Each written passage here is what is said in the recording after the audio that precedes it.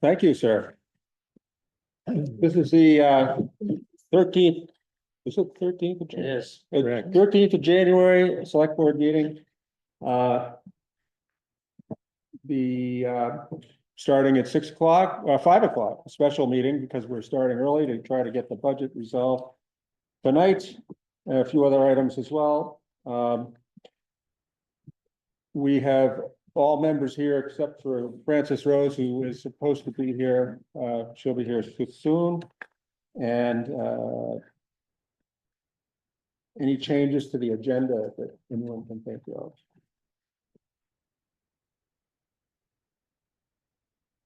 I believe so.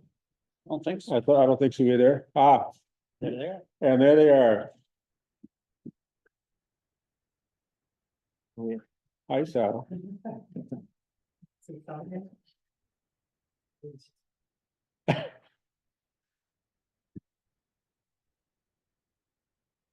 Problem.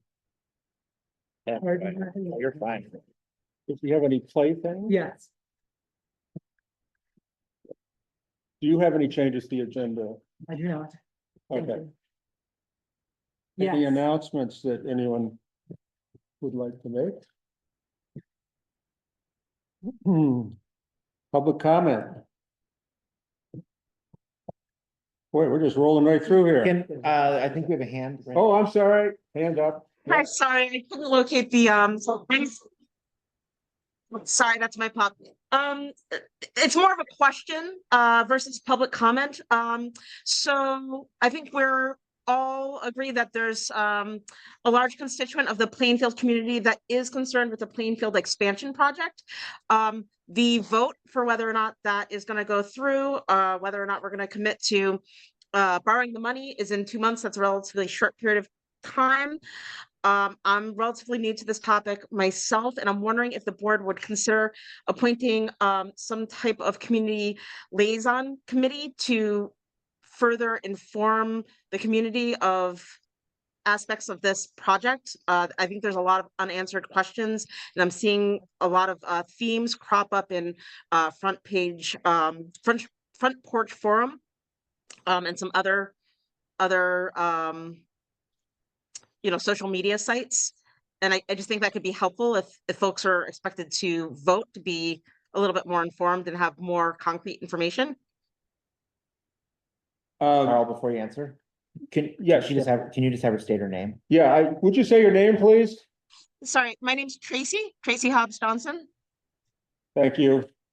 And this group would be advising the select board, would be, what would the purpose again be? I want to make sure I'm clear. Really to inform the community about the particulars and to provide concrete information regarding the Plainfield expansion project. Okay, and we know there's a lot of unanswered questions. We also know the group is trying to get done in time for the construction season. So we would hope that we can get even more answers. Would this group be charged with trying to get answers that are still unknown, or would they just be reporting back to the community? I think it would be dissemination of information as well as obtaining answers if answerable, and also just clarifying. So for instance, there's some discrepancies in various places where information is posted. So for instance, the letter of support for the Plainfield Village expansion from Down Street, the wording on it is sounds to me certainly not legally binding and less of a commitment, and more of a strong interest, with the caveat that funding is available. However, when you look at the Plainfield Village expansion website that explains how this would be funded, how we'd pay back interest, it makes it sound, for instance, like 10 lots are certainly that there's a commitment for those 10 lots from various sources. So I think just clarification, dissemination of information, and obtaining further information if possible would be helpful to the community so that people can make an informed vote. Okay, well, thank you. I think there's always room for more people getting involved. What we're after are facts and figures and not anything else. So maybe we'll present this to the board for the next meeting as a, You know, a thought occurs to me, this is Francis Rose. And that is that just in the last week, the working group on the village expansion project kind of just unveiled its like vision, its plan, its thoughts on the matter. This was a first unveiling. What came back were a lot of thoughtful questions. Truly, you know, everyone I've spoke with on the working group is like, these are good questions. Let's respond. And so, yes, it is an accelerated timeline. But only because of that also, they are in like an iterative process of producing and reproducing the plan in light of the comments, thoughts, questions that are coming back. Therefore, I mean, I think the group you might be asking after is the group itself, given another week or two to like respond and reproduce and respond to the comments and concerns. That's my sense of what's happening here, is that this is all actually super fresh. And, you know, public comment just started rolling in. Yeah. Yeah, I'll just add, Lauren Geiger, who's one of the members of that group, just 45 minutes ago, posted on Plainfield People and on their website, the links to the info sessions that include a lot of questions and answers. I heard from them that in case you're wanting to watch it fresh and didn't attend, both sessions had most of the same questions. The recording from January 12th has better audio of the presentation. So if you're going to click one of the links, the 12th has better audio of the presentation. But those are on Plainfield People and on the website that Tracy referenced just a minute ago. So that is a place for folks to be able to see this information. and answer these. Francis Rose, would you mind terribly giving me the contact information for the working group? Is there one central contact to the working group? Yeah, Is this a scheduled agenda No, item? no, this- Aaron Fuller. Aaron Fuller here. Is this a scheduled agenda item at the moment? Because I would suggest that we move forward with the It's existing agenda, and this may be handled in other business. yeah, it is public comment and we're trying to get a sense of what, Okay. yeah. It's not on the agenda, you're correct. Yeah. Before we move on, is anyone able to provide contact information? Tracy, if you write to me at selectboard3@plainfieldvt.gov, I can connect you with many players on the, There is a general email for them. It's Plainfield Village Expansion at gmail.com. And you can find that on the steering committee page of the expansion website. Thank you. Thanks. Okay, the next item is, we want to talk about the notice of zoning violation at 3814 East Hill Road. And this has to, Karen Story, I was hoping would be here. She has, is here online. there she is. Hi, Karen. Hello.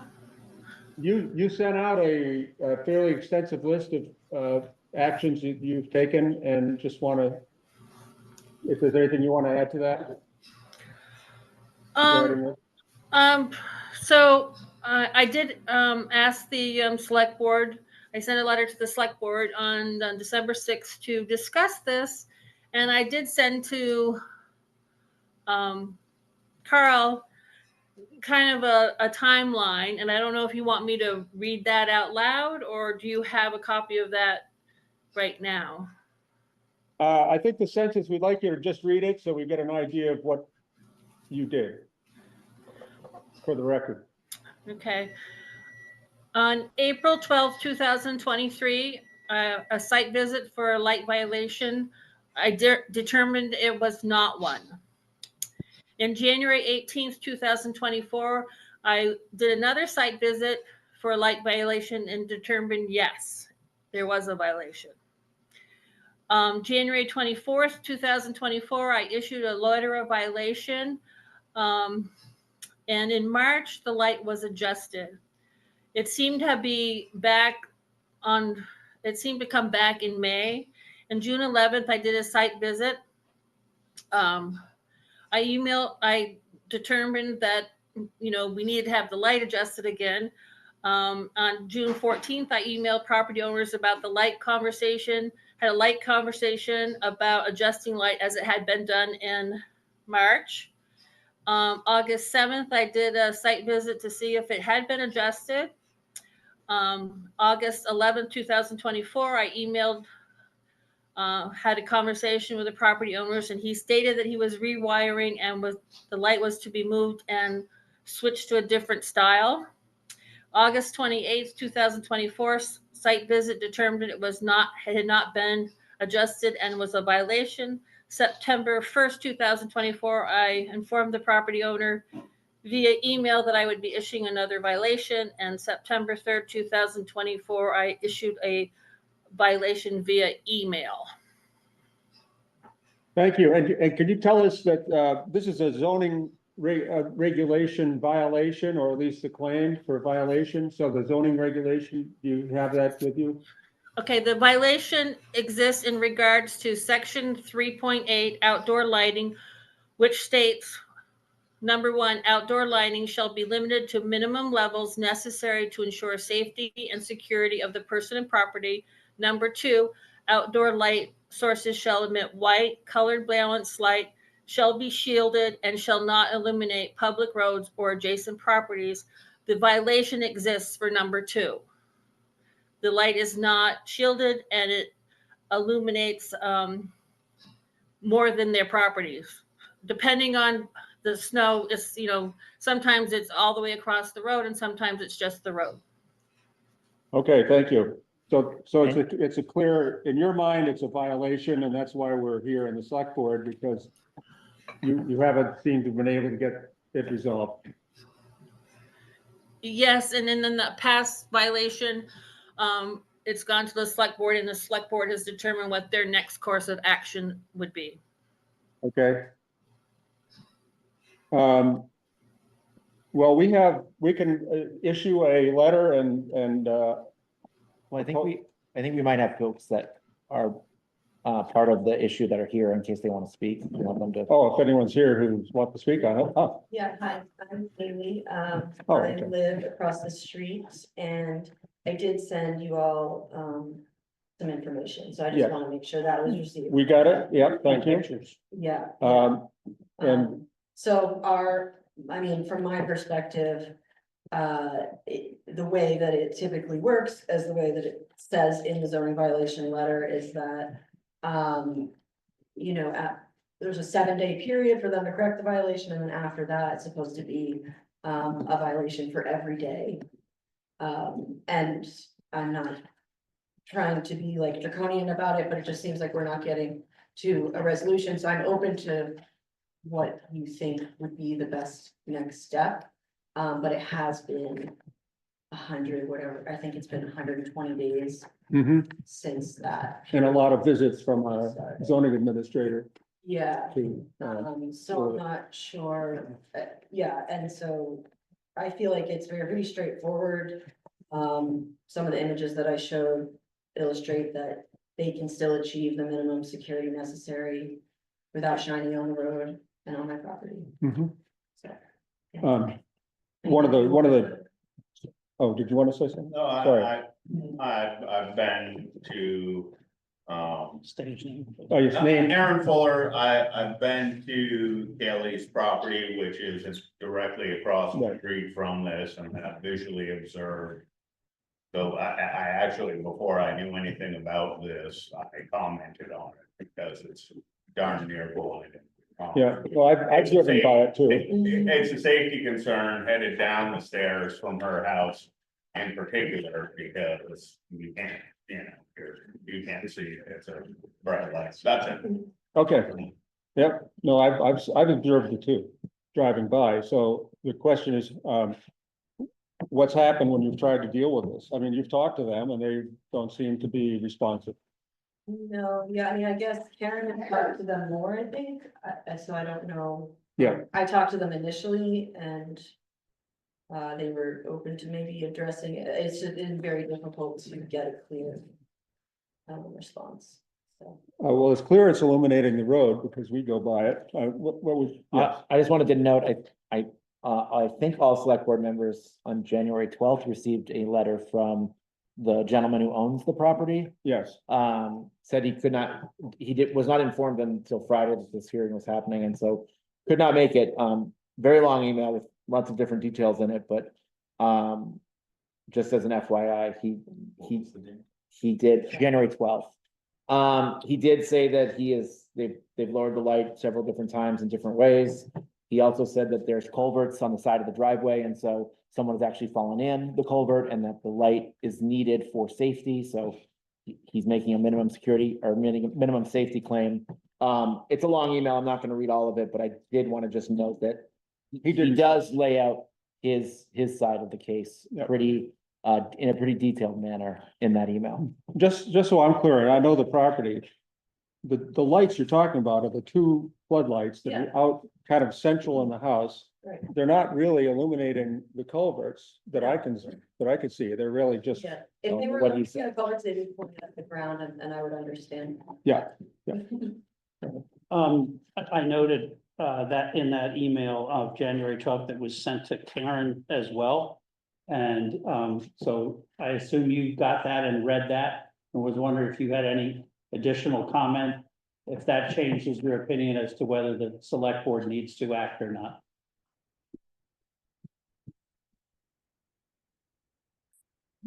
Karen? You're on mute. Was that being addressed to me? Yes, Yes. I'll ask it again.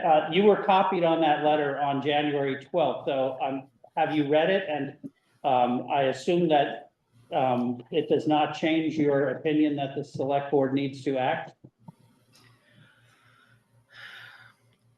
I think that he has stated in the past that he intended to have the property rewired and the light to be moved and switched. I did not know until his recent email that he was thinking spring of 2025. Is that right? That's what it says in the email. I think it would be good if we issued a letter saying, like, I mean, Carl, you wrote something saying that you were thinking about starting the violation starting March 1st. yeah, I just picked a number. I Okay. think there needs to be an action that has consistency with what we've done in the past and some financial impact if it's not followed.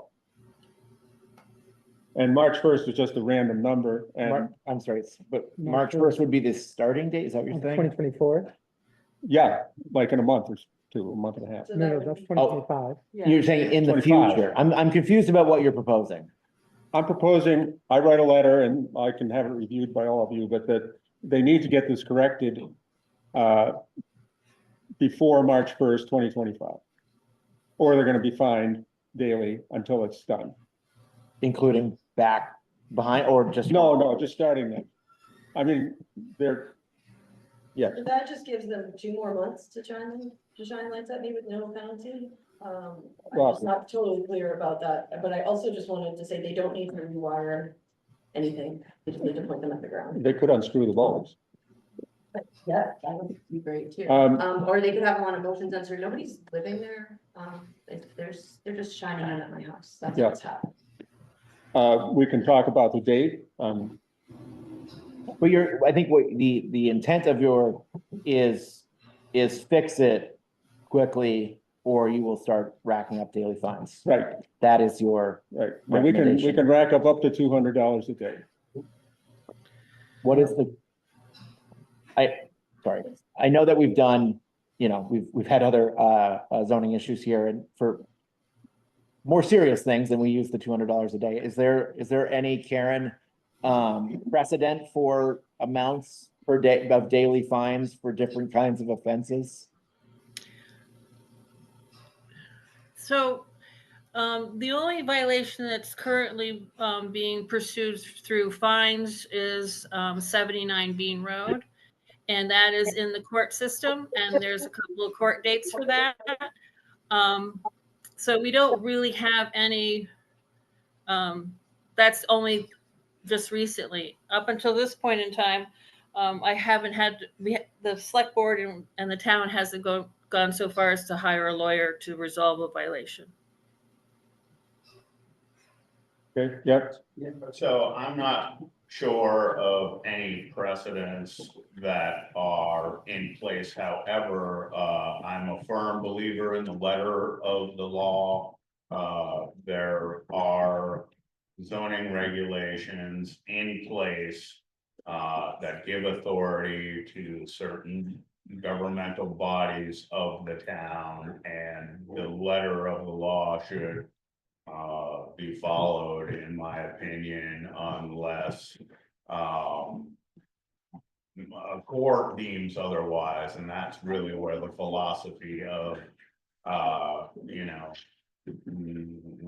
precedent comes into play. So I just a cautionary word at best. You know, there are rules. There's clearly outlined, and you know, what's the point of having these if no one's going to follow them? well, that's why I've drafted a letter, which is not complete, and I haven't gotten feedback from everybody yet. But yes, Well, I mean, to that point, the letter of the law says up to an amount, not a specific amount. I wasn't talking about the amount, I was talking about. So, I mean, yeah. So I mean, we could, you know, theoretically back to, I'd have to look at the date. We could say $1 a day. I mean, that would be within the law. I'm just, yeah, I understand where you're coming from, trying to get corrective action happening rather than punitive action is what you're going for, right, Carl? that's what I would prefer, and recognizing that they're not on site, it would be unreasonable, I think, to say tomorrow you have to have it done. But some reasonable amount of time, week, 2 weeks, I don't know what it is. But I'd like to get some feedback from you guys. Yes. I have two comments. One is reading Karen's process, the system, the actions, the events that have transpired over, this is like a year and a half. More than a year. And then reading the folks at 3814 East Hills account. The two don't square. Frankly, though, you know, add a third account, the three don't square. And so there's like, I recognize plainly that in the world, truth is somewhere existent with a lowercase t rather than a capital T. I feel that it is somewhat our responsibility to listen to our zoning administrator, who is the one who is familiar with the code and the one who is actually visiting on site with the code in hand to determine whether or not there are violations. I propose, I'm hearing desire for corrective action. I hear desire for corrective action. I also sense a lot of pain and frustration, and maybe any desire for punitive response to the situation. I wonder if, what is an even shorter deadline? Say February 1, for example, and then if not, then the fines are retrograde back to the moment of first violation found by Karen. And then all of a sudden, so it's like, get this done by the end of the month. Otherwise, you're going to be fined for however many months it was since the first violation per diem at whatever rate we deem appropriate. Could I ask Karen? Yes, Karen, a question for you. In my notes, listening to your chronology, your last violation issue was in September. You emailed, was it the 13th? The third. The Third. So that's the last formal violation notice that was sent. So I would think that would be the retroactive trigger. Or the first, not the last. Well, no, that's in the, it's like, there's a violation, they fixed it, there's a violation. I think September 3rd is when we issue the violation letter that they have been in violation for I since. see, understood, thank Yeah. you. Yeah, They Thank made an you. adjustment at one point, then it Thank you. unadjusted or whatever, but the violation that's now before us was the third. So I would support Okay, February first as the date fixed by, or, mhm. you know, there's some teeth. Yeah, and it's not gotta be enough teeth, so it makes a difference. well, and we could also put in the letter, I mean, I guess, I don't know if we want to set a daily rate today. So we could actually put an amount in the letter saying that if it's not fixed, you will owe X amount on February first and X numbers a day going forward. I think we should. I agree. Okay, I mean, is, So my understanding, I don't really care, like, this can be discussed, but my understanding is it's supposed to be $100 a day, at least according to the zoning regulations. So, that was what and then it's actually $200 a day in some cases. I think in the Plainfield specifically, it says it's $100 a day in the zoning regulation. It can be up to 200. I think it can be up to 200. It's up to us to decide what would be strong enough to get action. Because it sounds like you're being reasonable to just expect them to stop shining a light in your house. And if they can do that and we'll do that, then fine. Right, and like, as far as things just not aligning or whatever, I think that just there is like, alignment on the fact that the lights shine on the road and adjacent property, Mhm. which does go against the zoning regulations. Mhm. So Um, I hear what you're saying, but I just wanted that there. I think February first is reasonable and, so I can send out a draft letter, so we should probably decide on what amount would make sense to you all. 5 months, it's 150 days-ish. Yeah, I did the math, it's like 133 or something, but yeah. okay, 133 days, Well, once we get to February first, you're saying it'd be 150 days-ish, yeah. okay. We And should what- do the actual math and put the Yes, actual number. true, but I mean, in terms of coming up with a per Yeah. diem fine, it's not mine to call on anyone, excuse me. Yeah. But I see your hand up. I have a question.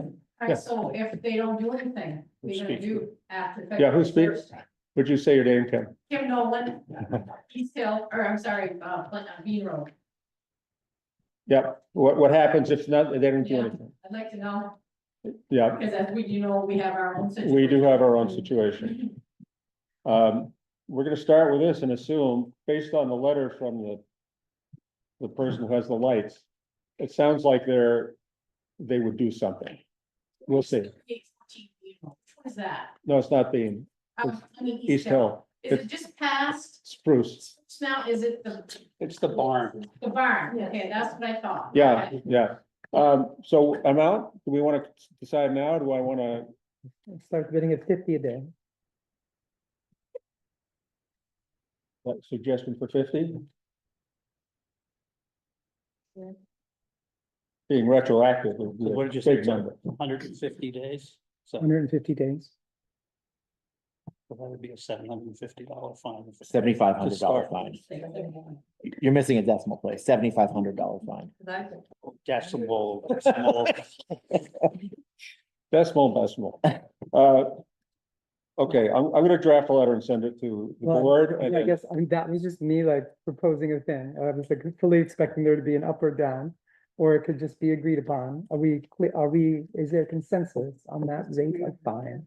May I ask a question, Eric Fuller, once again, where exactly, this is an annoying question admittedly.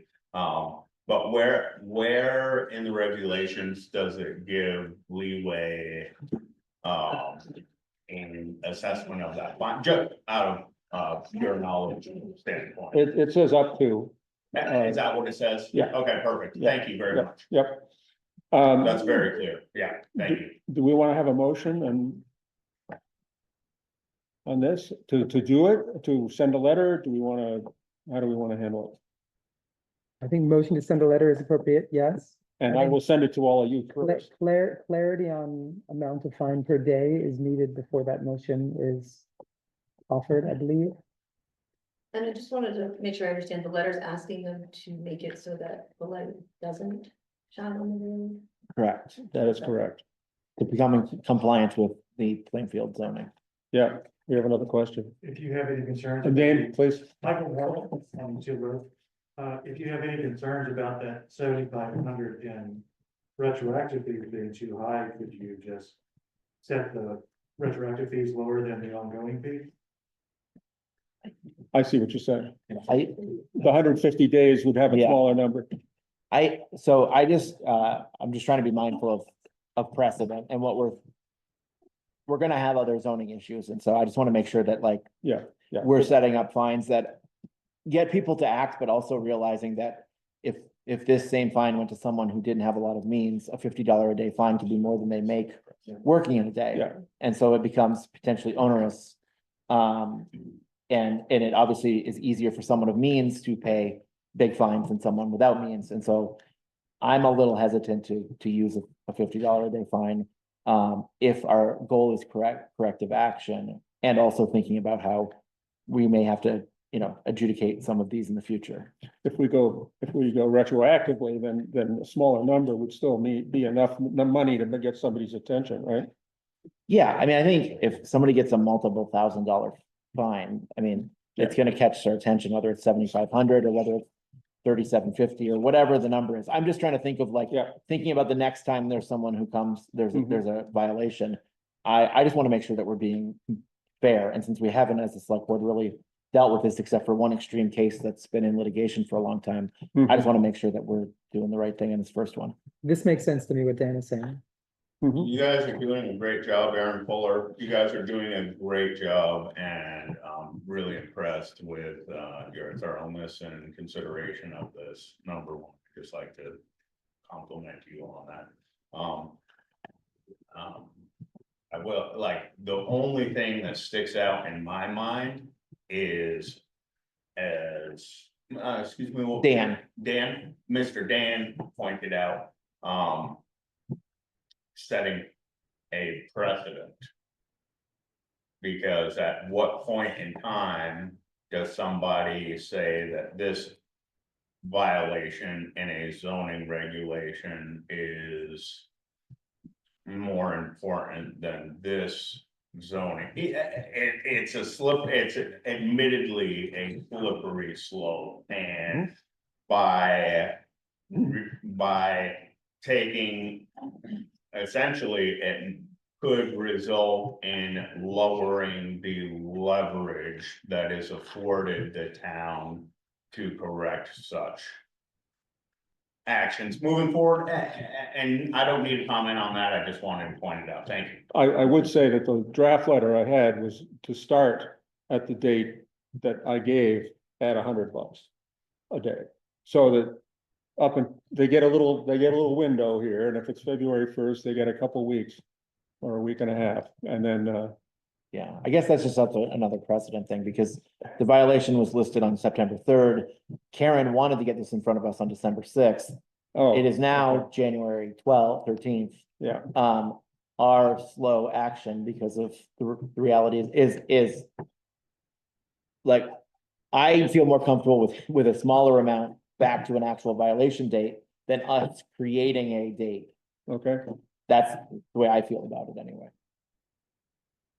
And when would it take effect then? We'd still have to have a date. Well, we'd still have a date, February 1st or something that said, like, if you don't fix it by now, then the bill's due, and it's gonna keep getting And here's bigger every day. Here's what it's gonna start. It's gonna Yeah. add, and what, so do we still, At 20 a day, it would be $3,000, yeah, which remains with teeth. true, but it does also make you wonder if we're setting a precedent Yeah, of being random. So Yeah, there's that. That was my. Yeah, that's your point. Yeah, valid point. we haven't heard from that end of the table much, I don't know. Thoughts? Thoughts? I was fine with the 50. If I would vote for 20. But I'm fine with the 50. Okay. I think it sends a message. I am too. Should And we, I agree that we should go with the violation date. okay, A yeah, fixed by date, not another yeah, date, but the violation was September 3rd. yeah.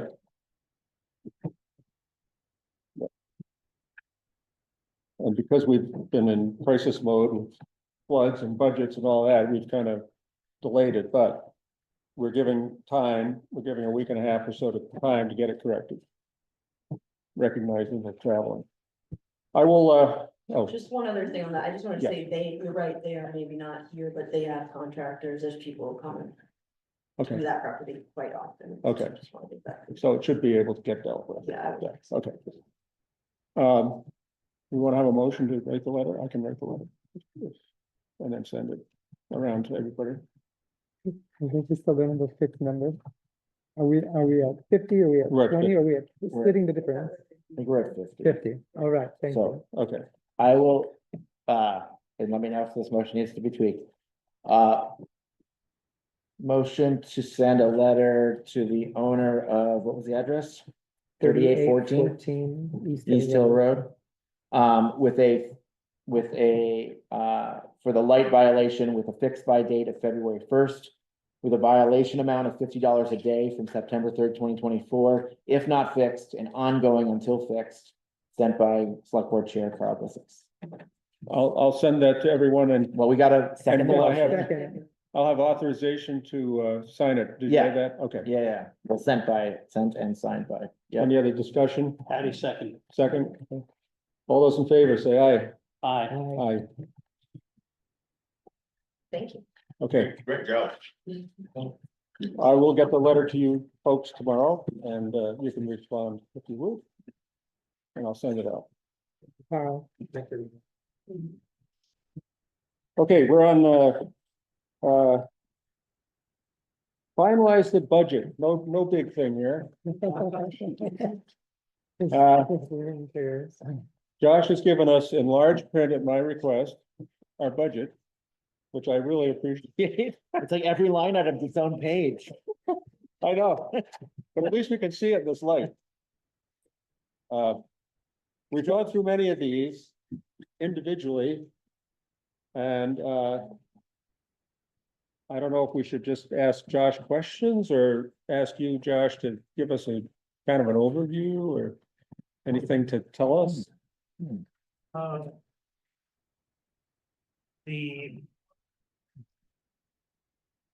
There is there are some funds that we are going to create that are in here. And those funds, you know, the creation of the funds are something we need to warn and Peter in the I can't see that. That's model language for the funds. Yeah, he has that. I have it. So, you know, we've worked on some of that language and the part of that is, you know, making sure that we are going to conserve the money that we want to set aside for those particular projects and long-term plans. Can I just, I'm thinking ahead to the town meeting and how we're going to explain this. So the funds, just so we're clear, we'll put in a small amount each year.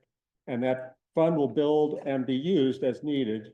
But it's essentially a separate item that's apart from the yearly budget, basically, unless we add some money to it.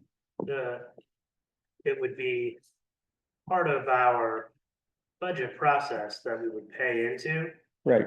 And so we can make a determination of what we want to pay in every year as part of the budget, Mm-hmm. but we have to create a line item in the chart of account to expend that money out of the general fund into a reserve, so. And this is much like we think of the highway fund, which we build up every year so we can buy a road grader someday. Yeah, if we have like, for example, in the Conservation Commission, you know, we have a tree fund. And, you know, they're not asking for additional money into it this year because they think they have enough. So sometimes we add and sometimes we We don't. don't, good point. There's a proposal for a bridges fund and a culverts fund, some of which could come back through reimbursements from projects that get done through FEMA or federal highways, for example, so. But to create the fund, we have to do it by a warrant article, and we have to identify its purpose and how it's being initially funded, Okay, so. so that would be what's presented to the taxpayers town meeting. Okay. And there's how many of those? You said three, I think, three more, 5. five, okay. Yeah. All right, we can get into those. I don't believe there are any major changes to any of this since the last time. There was a small tweak in the highway department just because of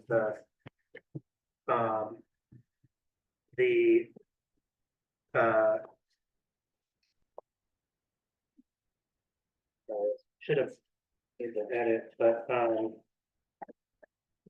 where in the highway department, where it says bridge projects, culvert projects, that is a fund. Those are two of the funds that we are creating, so that is a funded expense. What numbers are the, oh, there it is, I got it. 5100 is highway. And that's just some essentially like level funding the bridge and culvert work from last year, but in lieu of having that line for our current use, we're gonna take that fund and we're gonna take that money and put it into a reserve fund instead of the current projects, because there are more than enough, there's more than enough current work that falls under the auspices of FEMA and federal highway work regarding bridges and culverts, that it's unlikely that we need to reserve much money for that work. And one of the sources we could consider for creating those funds are what we will get back in the some of what we get back in the emergency project from 2024 or even 2023, we could apply some of that money. Mhm. Great. Um, Any questions about the funds? Can I ask a question? Yes, Kim. All right, Kim Nolan, you just purchased the piece of equipment to clean the sidewalks. Where'd that money come from? Did it come out of the equipment fund? we used the general fund for that, but we did some extrapolation and determined that You because did some that. what? Extrapolation? Yeah, so we like looked forward, I kind of looked back and looked forward for what we were spending and what we were budgeting for snow removal on the sidewalks, plus street sweeping. So that piece of equipment can fulfill both of those functions. And so that combined year over year, in lieu of contracting that out, it actually makes sense to purchase the equipment and do that in-house versus expending the contract. And one of the things that we were having difficulty is we were having a lot of difficulty finding people to take up that contract. So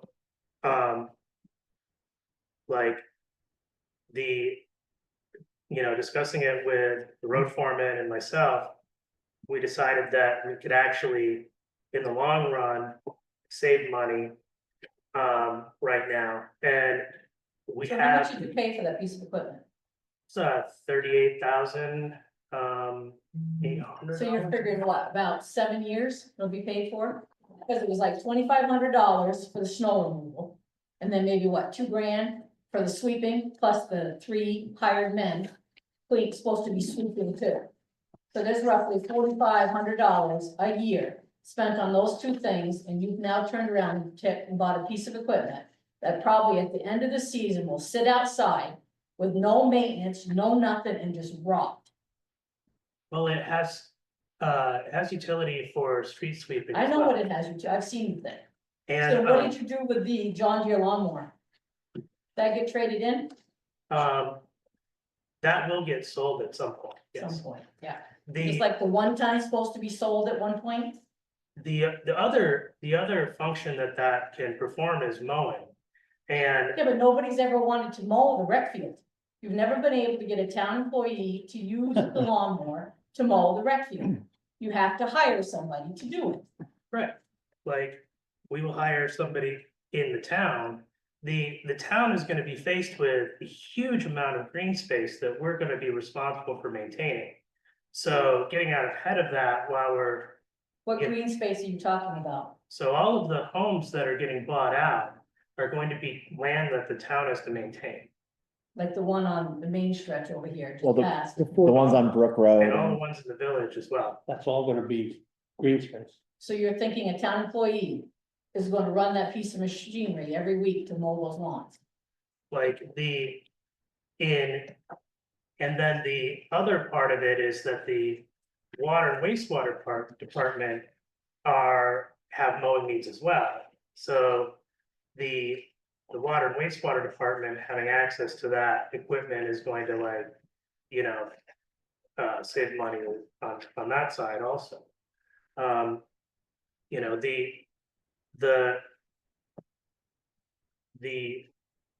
The needs of the town over the next 5 years we're gonna need a lot more attention to like grounds and maintenance and those sorts of functions. So seemed like a good idea to get ahead of that here. And we've got a lot of good feedback about, thank goodness we're finally like getting the sidewalks cleared. Like, and I've had, like, I had a friend break her hip, like slipping on the ice, and so it's a real concern and and that is a Plainfield resident, like, so it's something to consider for like the people in town who don't have access to motor vehicles have to walk the sidewalk as well as their means of conveyance, just like driving. I think your question was answered, how was it paid for, but I want to keep moving because we have lots else to We'll see what do. it looks like next year. The what, the piece of equipment? Yeah, Okay, And I just also, oh, just one follow-up there. We are underspent, we are likely to be underspent by $25,000 in our labor budget for the highway department. So there's a real opportunity for us to actually, we could pursue creating a position, to manage these sorts of functions, or there's certainly the ability for Michael to hire a part-timer as well. We had that discussion, so. okay, anything else in the highway department that we should? Nothing else changed. How did I'm just curious how we had to sign a contract with, I think, Blue Mountain to haul sand because we only had 2 workers and they were busy fixing roads. Where'd that show up? The amount of money if we paid Blue Mountain, I think it was $40,000 for hauling.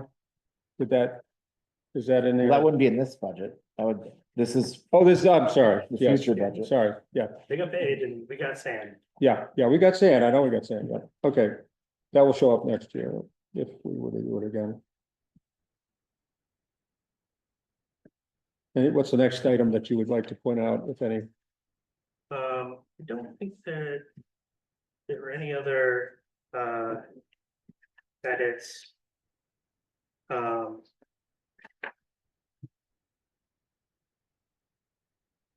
Since the last budget meeting, I think I've updated everything. Okay.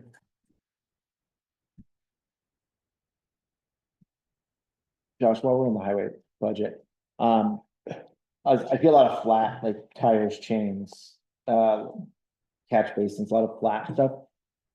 Is that because we're really good on the budget from last year and it's just exactly what we need? Does it mean that we're actually like under budget on most of those things? And so maybe we don't need to have as much of those line items as high? Well, Because it feels like if we, with inflation, all of these should be going up a little bit, and if they're flat.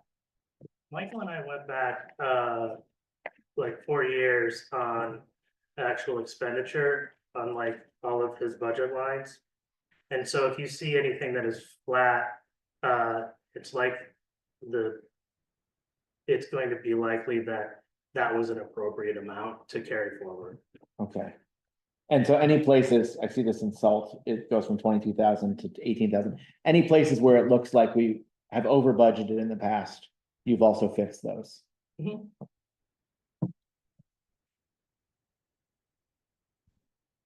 And just the storm drain maintenance, is that something that we expect to focus on? Is that why it went from, it's 4,000 last year and 11,000 this year? That is probably one where when we did the, when we looked back, over the course of the past expenditures, the opposite story from the assault. And also, like, I think we did expect, more storm drain maintenance considering the silt and et cetera.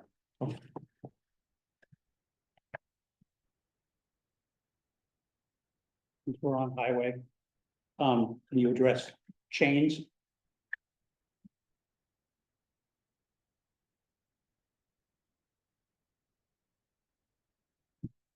Yeah. What's $10,000 worth of chains? Sounds like a lot of chains. It is. The chains for the trucks are, they're very costly. And they wear out and they buy new ones. I mean, like every year. As far as I could tell, it seemed like they spend a lot of money on chains every year. Like, I could go back to, like Michael for details on that, but, as far as I recall, we went through pretty carefully through the, each of the items, so. And as I'm fond of saying, the budget is a plan and no plan survives contact with the enemy. Like, so if we don't need $10,000 for change next year, we won't spend it. I noticed, Are we?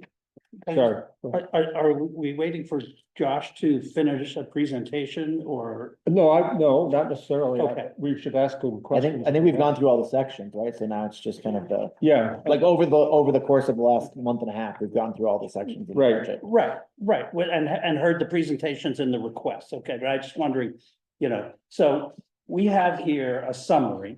I'm looking at the short page, Mhm. okay?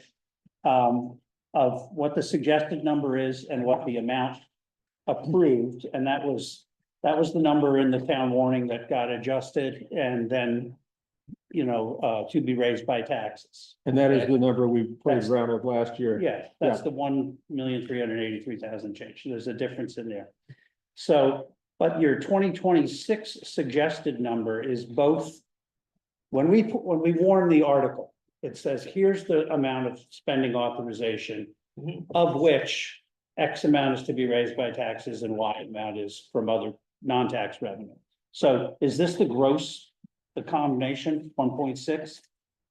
And then we would subtract the non-tax and delinquent revenue to get to a warning of 1,364,000. And that is the budgeted expected municipal.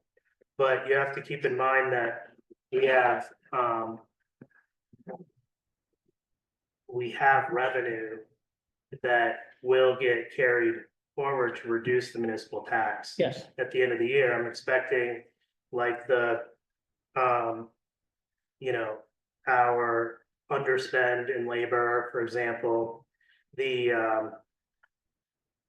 yeah, Josh, no, yeah. I understand that there's likely to be some carry forward because we replaced some general funds with ARPA funds. There's other potential stuff, but I'm just looking at the gross numbers here. So you're saying that with the numbers that we've posted in here, without us adjusting anything, Right. the municipal tax would be about about $47,000 more than we raised last year. which is about 3.61%. So if we adjust anything, that's what we're doing here. Okay. Yeah. Okay, thank you. And for my clarity, this 1.364, which is, we're suggesting, that's raised by taxes, but also is adjusted by revenues. Well, the budgeted revenue combined would be $306,450 on our revenue sheet. Okay, yeah. And these are all very conservative expected revenues during the fiscal year. But in the current year, we have, there are revenues that we are looking at that will offset that are not in the budget for the coming year. So it's likely that that 3.6% increase is a ceiling. And not a, it's not, that is the maximum increase. It's likely to go down fairly significantly because the bulk of the work that we've done in terms of like our emergency response is federal highway. So federal highway emergency response work is 100% recoupable.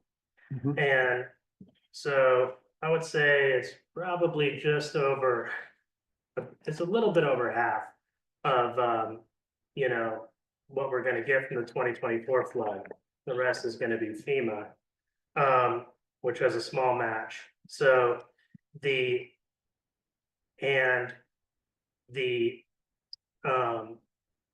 out of like ARPA, what else did I note here? ARPA, hold harmless, federal highway, from federal highway from 2023 that we've submitted, and I believe Carl has received the grantees signatory documentation for 3 out of 4 of them.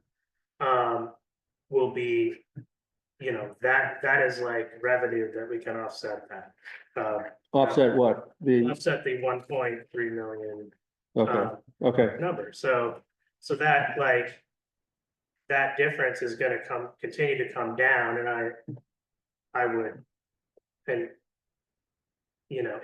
understanding that, the grand list is off by as much as 11%, but then there is the reappraisals. That's all gonna shake out to some difference, but I don't see us having a significant change in what people are likely to pay. Dan? So I just want to make sure I fully understand the whole flow of this. So we're creating a budget. The total budget for the town, 1.670, so 1.6, almost $1.7 million. Then we subtract revenue that's not from our taxes, which in this case is $306,000, Yeah. right? From Best guess. best Very guess. Well, yeah, well, we're all of this is right budgeting. And so that gives us the 1.364, which, but at the end, so that's in March, we vote on that in March. Then at the end of the fiscal year, in the end of June, early July, we look at what money's left over. Yeah. And any of that money left over then eats into the 1.364 million tax rate and lowers the tax rate for the residents. And you're saying because of the floods, which have been a huge negative to the town, it will mean that there's going to be a bunch of money coming into the town more than normal. And then, so we expect to have cash on hand June 31st. And then we would put that, or June 30th, so that we would put that to buy down. That's what you're saying, just the whole pieces. Yeah, and it could be as high as, depending on, if federal highway comes back, if the 4th federal highway submittal comes back in the fiscal year, it could be somewhere in the neighborhood of $236,000.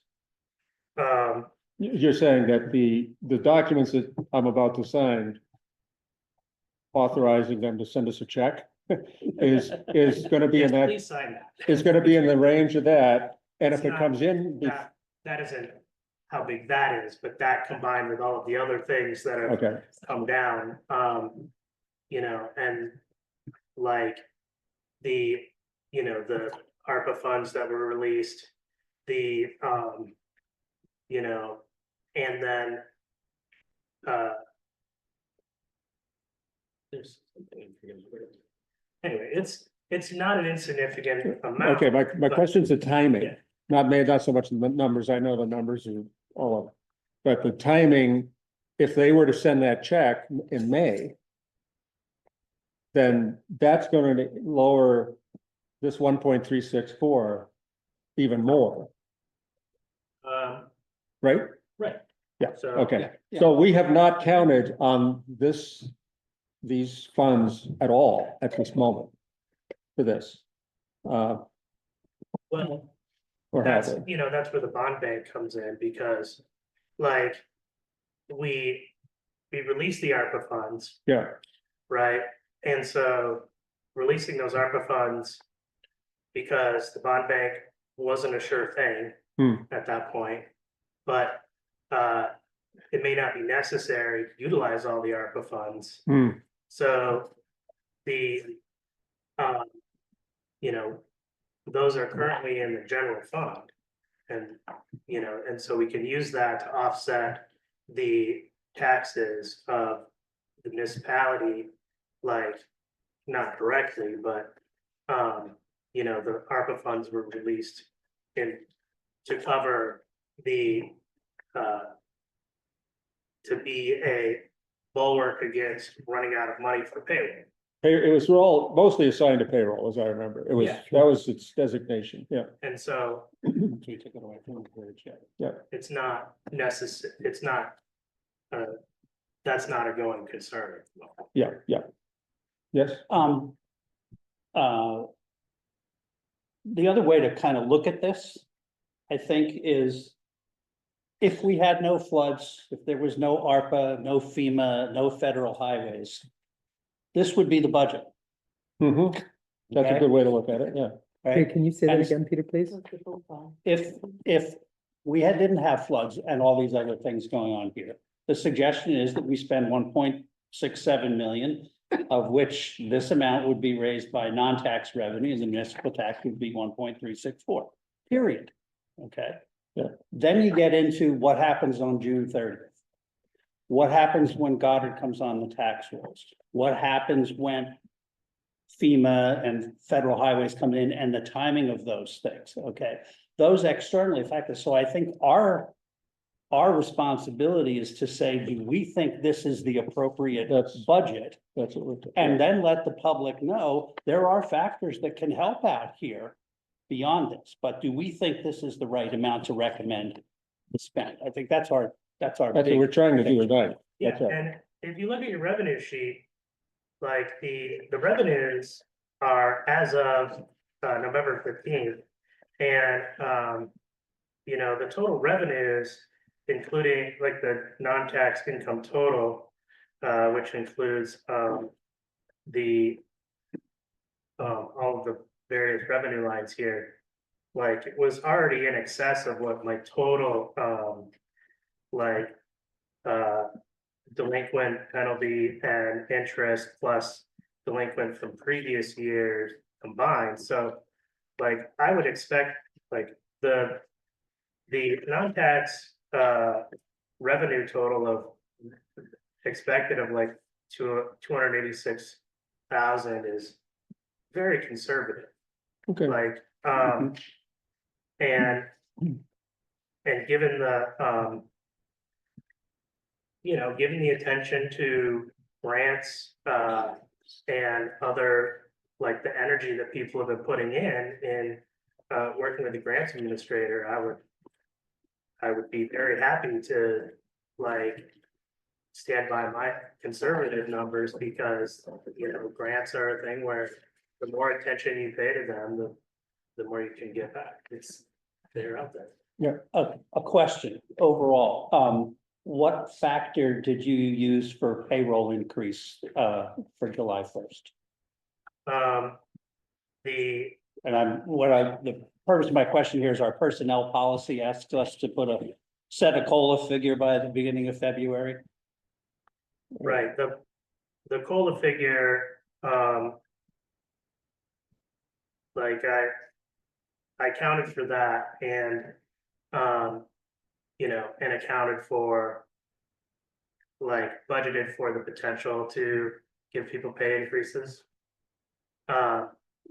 That was our, you know, basically double. What number did you use? I think it was like, set around 7% in terms of the budget. It's about 3 plus for the COLA, right? Yeah, so that's COLA, but then also, you know, if we, Well, I was specifically asking COLA. I mean, our personnel policy says we use such and such an index, which isn't really an index. It's a reference to a link, but Bureau of Labor Statistics, the most recent data, which is only through the end of November, they upgrade it each month, is 3.1%. Yep. So, and, you know, we have that. that's what you used, 3.1. I went slightly above 3.1 for the budget. Now, what we actually pay for the COLA will be 3.1. But Well, we need to, as a select board, do that according to the personnel policy. yeah, Yeah. But if there's an increase beyond that for all the hard work of employees, that's something you're trying to build in? Is that what I'm understanding? yeah, there is a, and it. Yeah, you might have a step increase for somebody who's been here 3 years or whatever. Right. And the town clerk and treasurer So- positions, yeah. Well, it looks, yeah, it looks like, Like, I think, The town- for the assistant clerk treasurer, it's 7%, right? so for the town clerk, it's 6%, because he's got making 511 more than the assistant town clerk treasurer, which is 7.14%. I don't know how much, I can't remember how much you're making right now, Josh, if it's the flat 5,600 or 56,000 or. No, it's at 45,000. Okay, so that will be a 33.33% increase for you, and then it's a 10% increase for the administrative assistant. If it's all just raises. Yeah, and part of that administrative assistant increase was also like, it's likely they're gonna be more hours than what they planned for as well. And it seems. Given the illnesses and whatnot, yeah. So I will just, and I mean, there's COLA, so it's 3%, round number. We can figure that out, and then the raises, just as an FYI, because it seems like you just put everybody to 60, right? You, Fran, and Carol. The numbers are obviously gonna be different, so different raises for different people, right?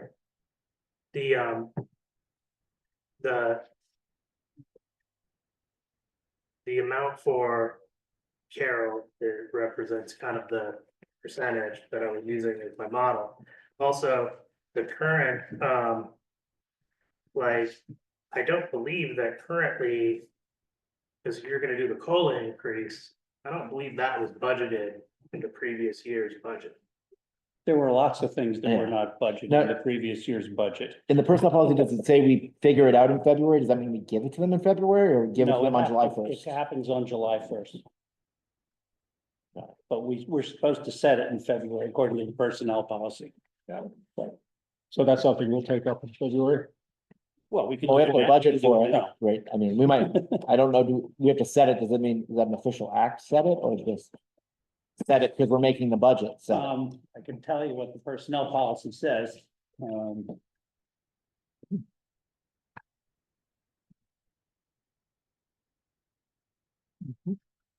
Maintenance of compensation plan. Employees may receive an annual cost of living raise. This rate will be established in February of each year and will be equal to the annual cost of living figures established by the state of Vermont labor market.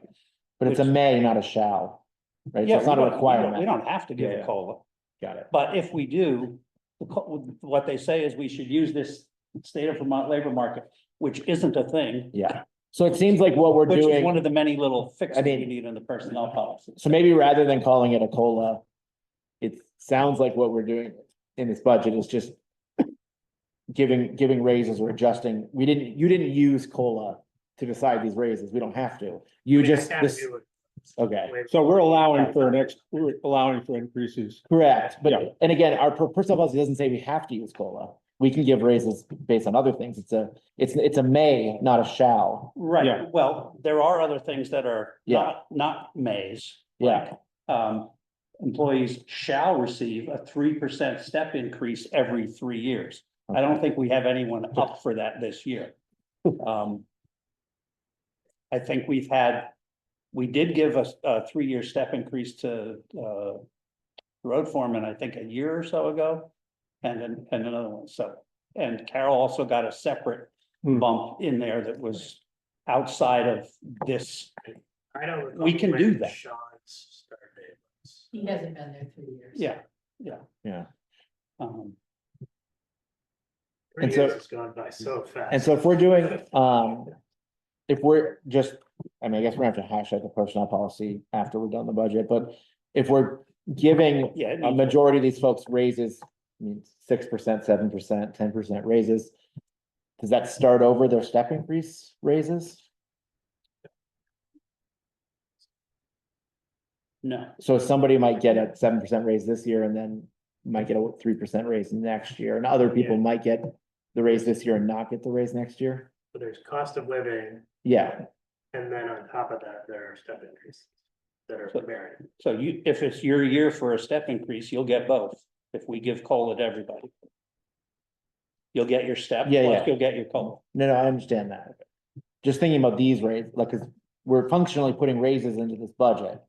And we did not do it with this Yeah. personnel policy in mind. And so that's why we may change the personnel policy before we do this budget again. I'm just wanting to make sure that we're not, like, we're thinking through all Well, of the different pieces. The way I look at it, we should follow the personnel policy as it's currently written. Yeah, Okay, in terms of that. And in terms of putting money in a budget, we should account for whatever the cost of living is in the New England region. Whether we give that or not is a separate question. Okay, but we can't give it if we don't budget for it. If you follow me. no, I do. I'm just, yes, I understand. And the COLA thing again is like, we can do it, we don't have to do it. I just want to make sure that we're figuring out with these raises, where they fall in our personnel policy and how the rest of the personnel policy interacts with them. Yeah. This allows us to do it. This potential budget, even if we change our policy, it gives us some room to adjust And salaries. while we're on the personnel stuff, these numbers include the adjustments to health insurance and HSAs that we have done Yes. over the past month. Oh, yeah, I just was doing a little quick math, bringing on another person, making sure we actually have the health insurance that we said we would have, including the dental insurance that we told people we would have, the HSA, upping of workman's comp and disability, that's not our call, but that has happened, makes up $130,300 of this increased budget. Yeah. And These costs are like a huge part of the. And are you including the increases because we now have a separate town clerk and a separate town treasurer? No, this is just the benefit. This Oh, would, just the this would be the healthcare benefits. Okay, We would also then have to add a $60,000 for having a separate role. Mhm. Which is shown here. Yeah, it's in the budget. Yeah. I was looking at healthcare and benefit Yeah. costs, because I know they're getting higher for everyone in every decision-making body, so. yeah, I mean, the fact that the healthcare benefit. Thank you, healthcare- private health insurance. The healthcare rates alone went up more than 25%, which is nothing we control. Yeah, Yeah, so, So you're thinking of hiring another person in the office? No, it's already done. we're talking about the last budget did not have the treasurer position separate from the clerk, Okay. because we didn't vote on it Right. until May. Yeah, And so we took action to add that person. So this is the first budget that includes a clerk and a treasurer. So that's why it's Whose additional. job is posted? Kristen? Kristen's. It's Kristen's. She's getting done. He's She's leaving. getting that. Yep. So that's who you're looking to replace. Correct. Yes. With less than 40 hours a week. That's what Kristen's been doing. Right. But the new position is still gonna be less than 40 hours. Yes, a week. yes, the current plan, yes. That's the plan, yes. Does not than- change the hours from what Kristen did to what this new person does. Less than 32, because it's not a benefited position, Okay. so. You've been through a number of these town meetings, and I just want to be sure I'm remembering right. If there's a surplus, I believe that the town has agreed to reduce taxes the following year with that surplus.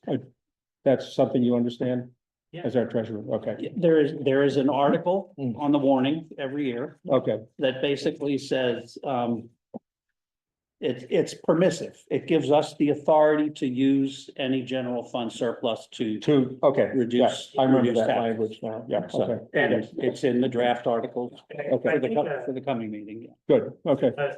a rough working number of what will be available to do that could be probably somewhere around 236,000.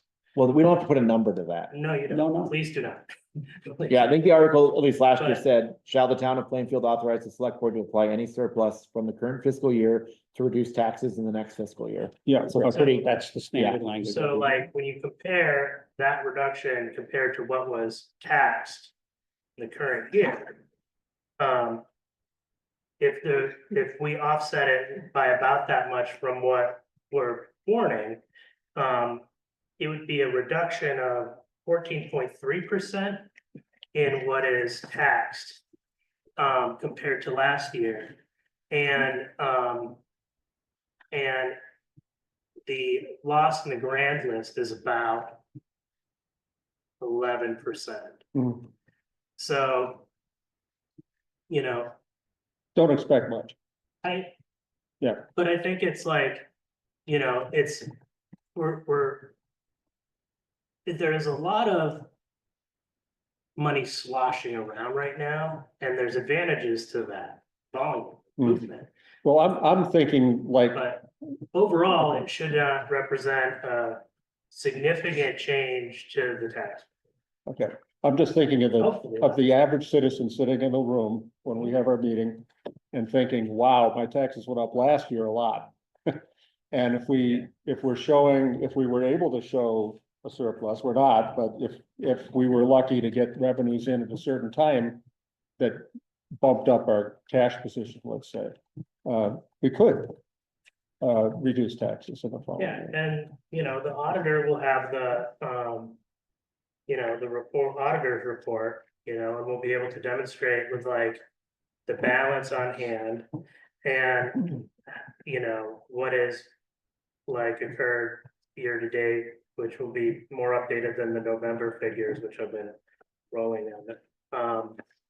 So I feel pretty confident that even though the town is going to be expending more money, the moment in time that we have is like not going to, and that's a big portion of concern is that like, oh my God, like all of these houses are gone and now there's, but the, you know, really big picture, the flood was a big front end problem for the town. And it wasn't a back end problem.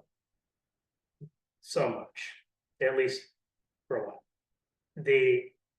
You know, compared to the water wastewater department, the front end problem wasn't as big, but the problem on the back end is onerous. So, you know, it kind of, you know, it's a different story there. Yeah, and I think we should also mention that at some point Goddard's coming online in terms of Yeah. taxes.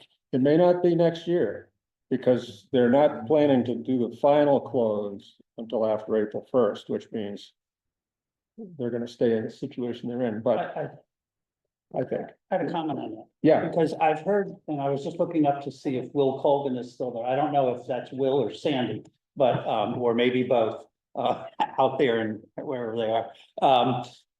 Sandy has said a couple of times that, she sent a letter to Goddard last year, basically saying, since you're not operating as an educational institution anymore, you will be on the tax roll. So I'm not sure whether the closing or not happens. The fact that they are not operating as an educational institution will matter in terms of whether they get assessed this year.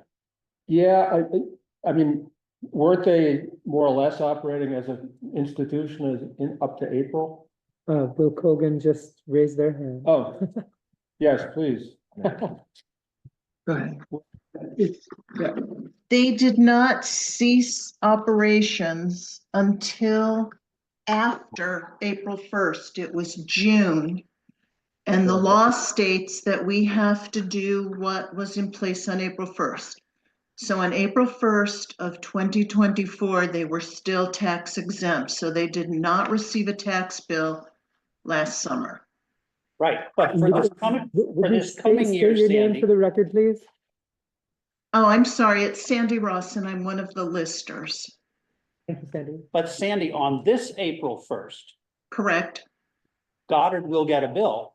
Or in July, they'll get a bill because. That's correct. They will April be. 1st, They will be fully taxed, just like every other property, unless they were originally declared tax exempt by a specific act of the legislature, and I suppose that could happen again, but it isn't happening anytime soon, and I don't see how it could ever be granted because none of the criterion still exists. They're no longer a college. right, so so who owns it on April 1st doesn't matter. They'll be on the tax rolls one way or the other and send. Correct. This year. Correct. And people Okay. have asked me about it.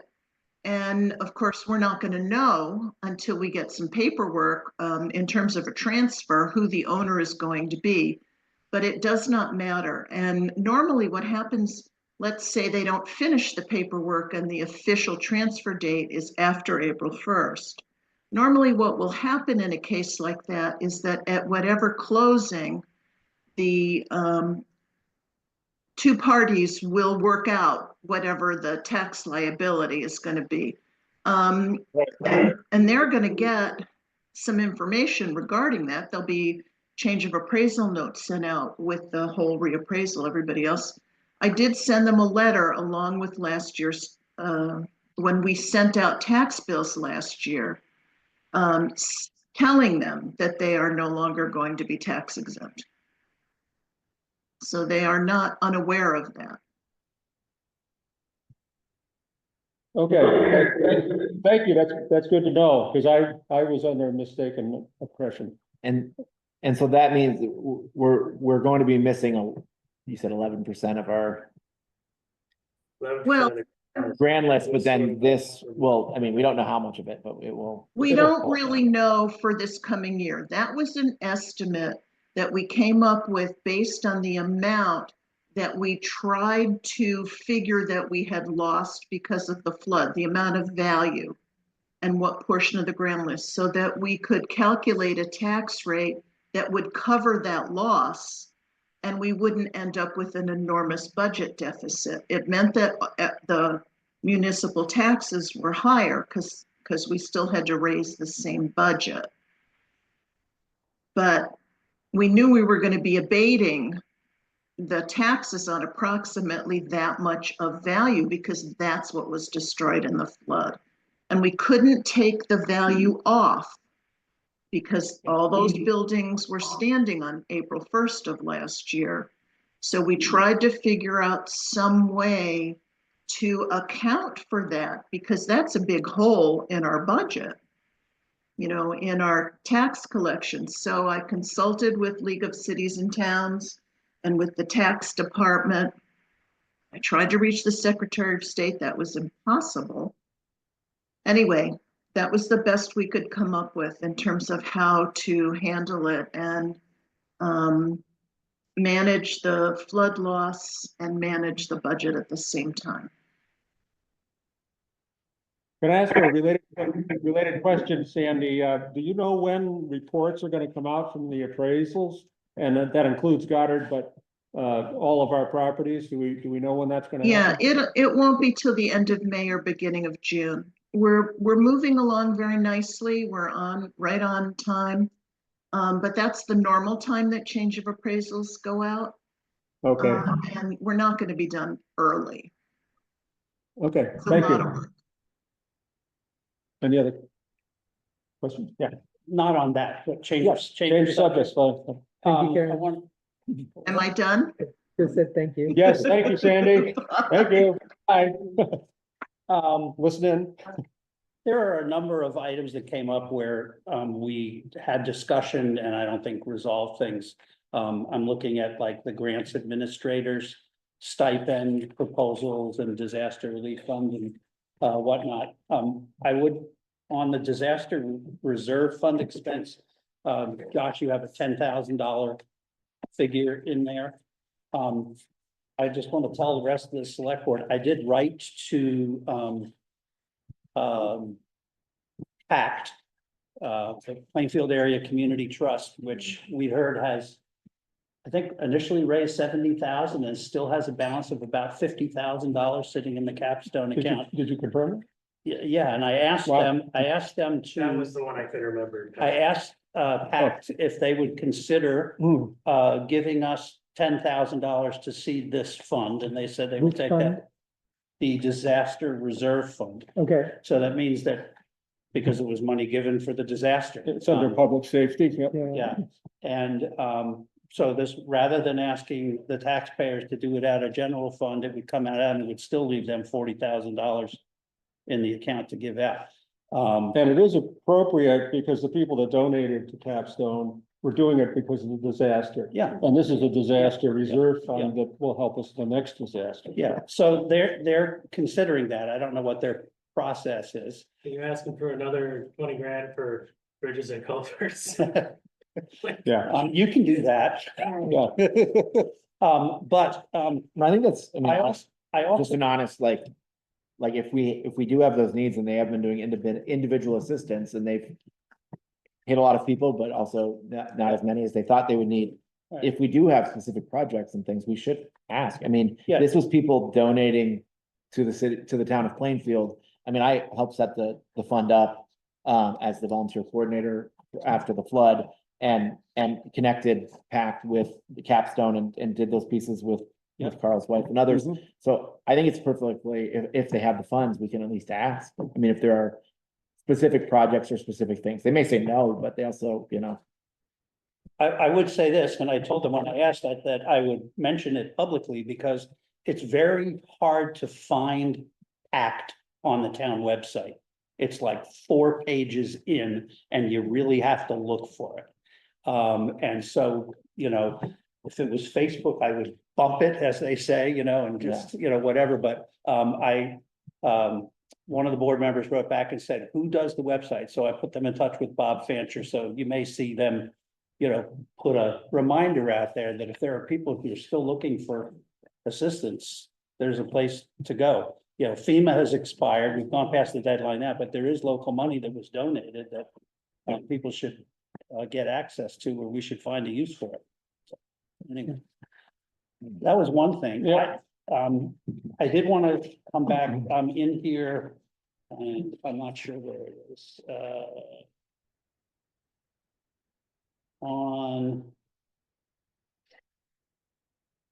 and this goes back to the struggle I had and mentioned when we were listening to, the, emergency management, hazard mitigation, and I'm blanking on the other term here, the grants administrator, and just how all those things kind of work together. In here right now is $20,000 for the grant administrator. And they also suggested, I think it was the grants administrators suggested that we set up this disaster reserve fund, and they had an idea that if it's triggered, that it go to stipends to a list of people and stuff like that. Personally, I don't think it should go to stipends. I think it should be cash that's available for immediate needs that may be reimbursable, and the money can go back in to replenish the reserve fund, whether it's FEMA or federal highways or other grants. And we will need to state that in the warning article creating the fund, what the purpose is. And so I will circulate that prior to the next I didn't follow you. Can you try again? When we heard from Karen Hatcher, Yeah, I understand about. she proposed this disaster list of, triggers stipends going to. yes, Point people in positions of like Yeah. power and need yes. Mostly volunteers. yeah. and volunteers, Yeah. and then your response is? I think we need a disaster reserve fund. I don't think stipends is the place it should go. I think it should be cash needs to, it's supplies, it's immediate response type stuff before money starts coming in to reimburse. And there may be an emergency that doesn't qualify for FEMA. Go ahead, Josh. We had this conversation the other day. so- Right. We don't have a policy in place for how we want to use the fund per se. We know we need it. Like, whatever language we use in the policy for how to make use of those funds. We just want to make sure that we use descriptive language and not prescriptive language around what we do in that policy. Let's leave us plenty of leeway in that, and I think we know we need it, we just don't know when we need it, we don't know what we're gonna do with it when Right. the time comes. I mean, the nature of an emergency and a crisis is you need it now. That's why a fund is a good idea. It's right in the word emergent. Yeah. Josh and I spent some time on this on Friday and I wrote up some draft language. I gave you Yeah. all the model Mhm. from how you create a reserve fund. That has to be the model that we use and the voters have to vote to create it. And what I'll do when the meeting is over, because this will be an item on the agenda on the 27th, Mhm. is the exact wording of the language. So we need to name the fund, describe its use. And that's what we're doing here, figuring out what its use should be. And then its initial funding source. Okay, that's what's required by law. Mhm. And then you'll see the reference to some Vermont statutes annotated, and I think I put the note on there that basically says you can't use the reserve fund for anything else unless the voters authorize you at a properly warned meeting. So the select board doesn't have the ability to go in and raid the reserve funds. Okay, Yeah. so.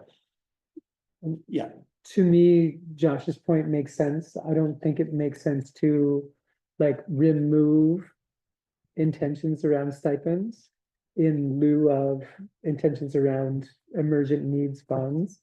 I mean, it seems like if we're descriptive in our language about what this is for, that can include either. Yeah. And ultimately, it's up to who's ever administrating that reserve fund to do that. And truly, I mean, I guess in direct response, I do want to say that knowing that there's actually any compensation in like dedicated service as in light of a great deal of sacrifice required to kind of show up for that labor, that sacrifice of labor. I mean, I don't want to poo-poo stipends. Stipends are real. Stipends are important. And does that need to be the entirety of the fund? Absolutely not. In my opinion. And I don't want to like eliminate it or push it away. I want to honor it. Are you thinking that stipends would come from another source? Because I agree with you about the need for it, but. well, I want to agree with Josh that we want descriptive, not prescriptive language. And I Mhm. think Rose just said the same thing. But by saying that I opposed the use of stipends as proposed by Karen, I didn't want the creation of this disaster relief fund to send the message that we approved what she asked for necessarily. Oh, okay. I think that's I didn't want an expectation to be there that isn't necessarily there. Should we choose to use that for stipends at the appropriate time and depending on the disaster? Why not? See, let's see. But, But you're prescribing it as a stipend source if we don't do it right, if we say it in there. Yeah. I mean, I think that's a different, so anyway, just that we can figure out the right language to write in the creation of that, fund, and we need to do The that. language is going to be open to disaster related things. It will not say stipends, but it will also not say not Not, stipends. right, exactly. Yeah. Now that's different than what the grant administrator is asking for $20,000 when they're currently getting $4,000. And I personally don't support that. Wait, say it again. Where was Looking that? Right on the Right, front page. front Oh, page. okay. Under general government, Mhm. okay.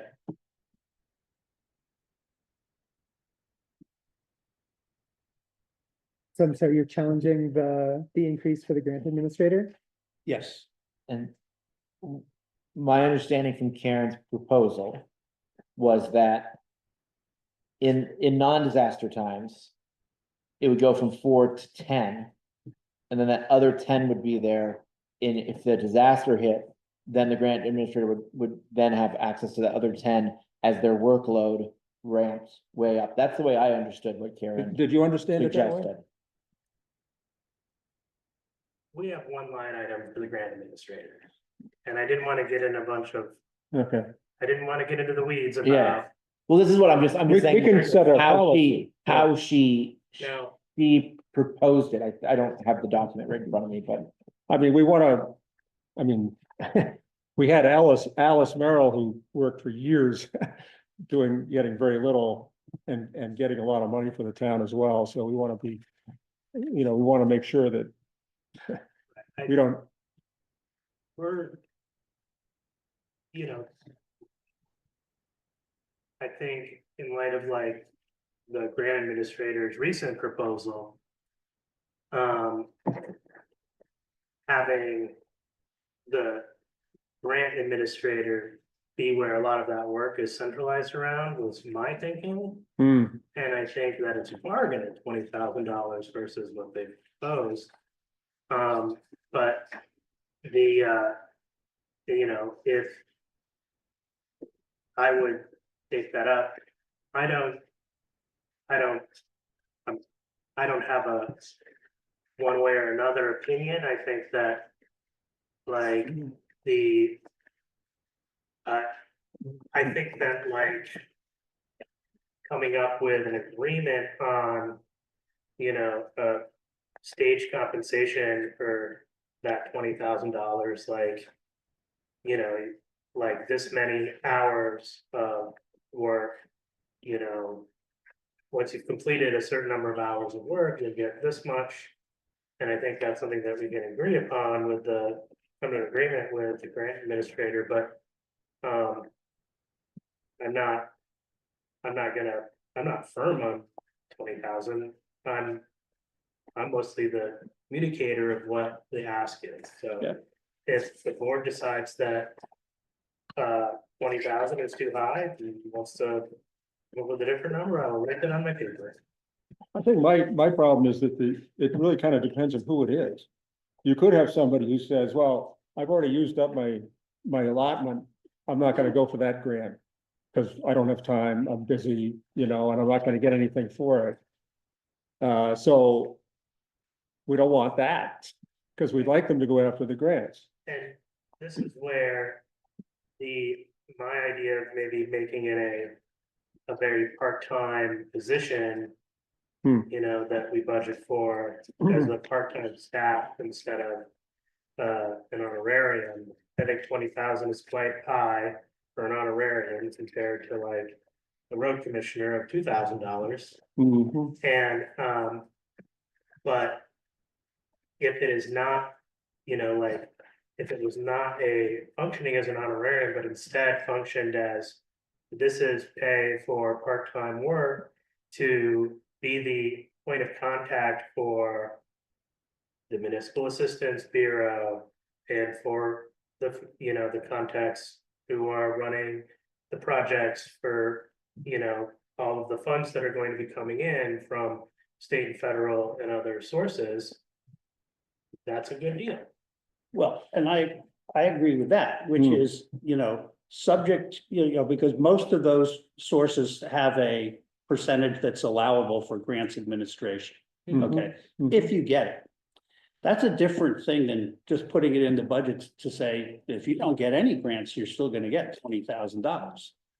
You know, to be crass about it, but, Yeah. you know, just to make the point. And it's like, you know, we have, the current salary is $4,000, like, okay, if you get a grant, then great, we'll add to that. And, you know, as under Vermont's law, when we warn our budget and say, okay, we're gonna raise $1.5 million, of which such and such is by tax and such stuff. We always, as a select board, have the authority to seek and get grants and spend that money. So anything that goes to the grants administration, we can do that above and beyond that budget. And so I see sort of a bifurcated, say, okay, there's a base there that we need a presence, we want a presence to go seek grants. And great, if you get and it needs a bunch of work, great, you know, take your 5% or whatever it is and, you know, go do it. But I have a problem with putting $20,000 in up front compared to what other people in town get. So you're saying start with the base stipend of say 4,000 That's what we have now. and then incentivize the labor of grants receiving with a percentage based, what do you call it? Management, like a management Commission. Commission. commission. Well, yeah. using the administrative, so each grant usually has a percentage, 5%, 6%, depending on. That goes towards administration and using that part of that percentage, because some of the administration also has to go through the town treasurer's office and other places. Use a portion of that administration as compensation. Mhm. So if it's 5%, we could say, well, 3% goes to town, 2% goes to you, and if you get it. Only if you get it. And then that makes me curious. I guess support that generally. I'm curious. It's the budget season, I'm sorry, the grant season isn't over. Oh, not by a long shot. Yeah, I know. I mean, it's Karen has brought in, and Karen I recognize is like helming a group that all are working. I mean, the amount that they have brought into town right now is like awesome. Mhm. And I want to celebrate and honor and, yeah, indeed reward. I guess I'm curious about the one-time, the stipend. You know, we're gonna review this budget again next year. It doesn't have to be 20 again. We can, I want to just, I guess I'm just playing out the scenario.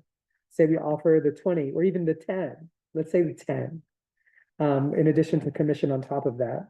You know, next year, we can see how that year with Karen in that position went. And, you know, we will reevaluate next year anyway, because the budget is going to happen again. Just because we're setting this at any specific amount now, doesn't mean it's locked in at that rate forever. Yeah. I think the thinking is, in order to attract a volunteer or somebody willing to look for the grants, they should get something. And I think what she was thinking was, the more money you're offering, the more likely you are to get somebody who's really good at it. And I think she was also saying that for what she and her group have done this year and have brought in, what we'd be paying for that is in the 6 figures. So maybe there is a balance here. Well, if we were a big city, a big town in Vermont, and you had a department that, you know, sought these things, you'd have a staff person to do that. We're not, we're a little town. Yeah, and we rely a lot of, there's a lot of volunteers who do a lot of stuff that never get anything. So, That's the true fact. I so we can't have, find her handout from that meeting. Does anyone have it?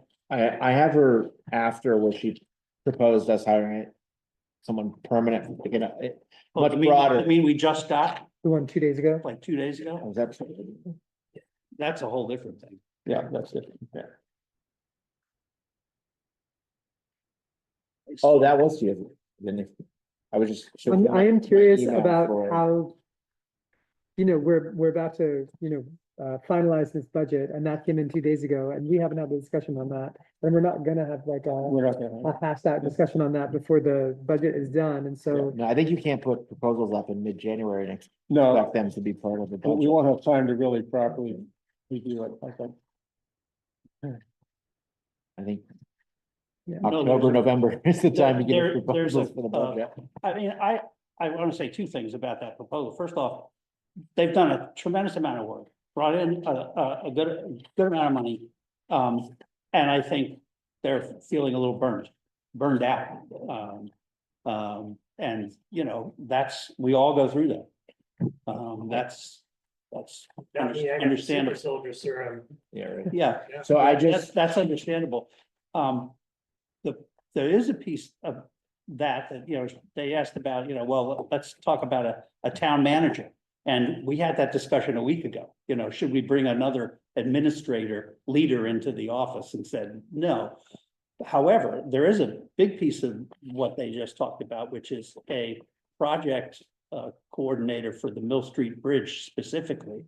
And that's something I think we need to do. Yeah, and I'm working with Mike Zotter on that. Yes, so I did find the document. yeah, thank you. And actually, what this says anyway, the grant administrator stipend in the new operating budget be increased effective July 1st, 2025 to 10,000. In the event of a new disaster, the grant administrator stipend increases to 20,000 with the additional coming from the reserve account. So she was not requesting a $20,000 line item, at least in this document. She was requesting a $10,000 line item with, if there's a disaster, another 10,000 comes from disaster. Which is money. that seems more. That's what this palatable to me. proposal, and I can forward this again. to Yeah, and everyone.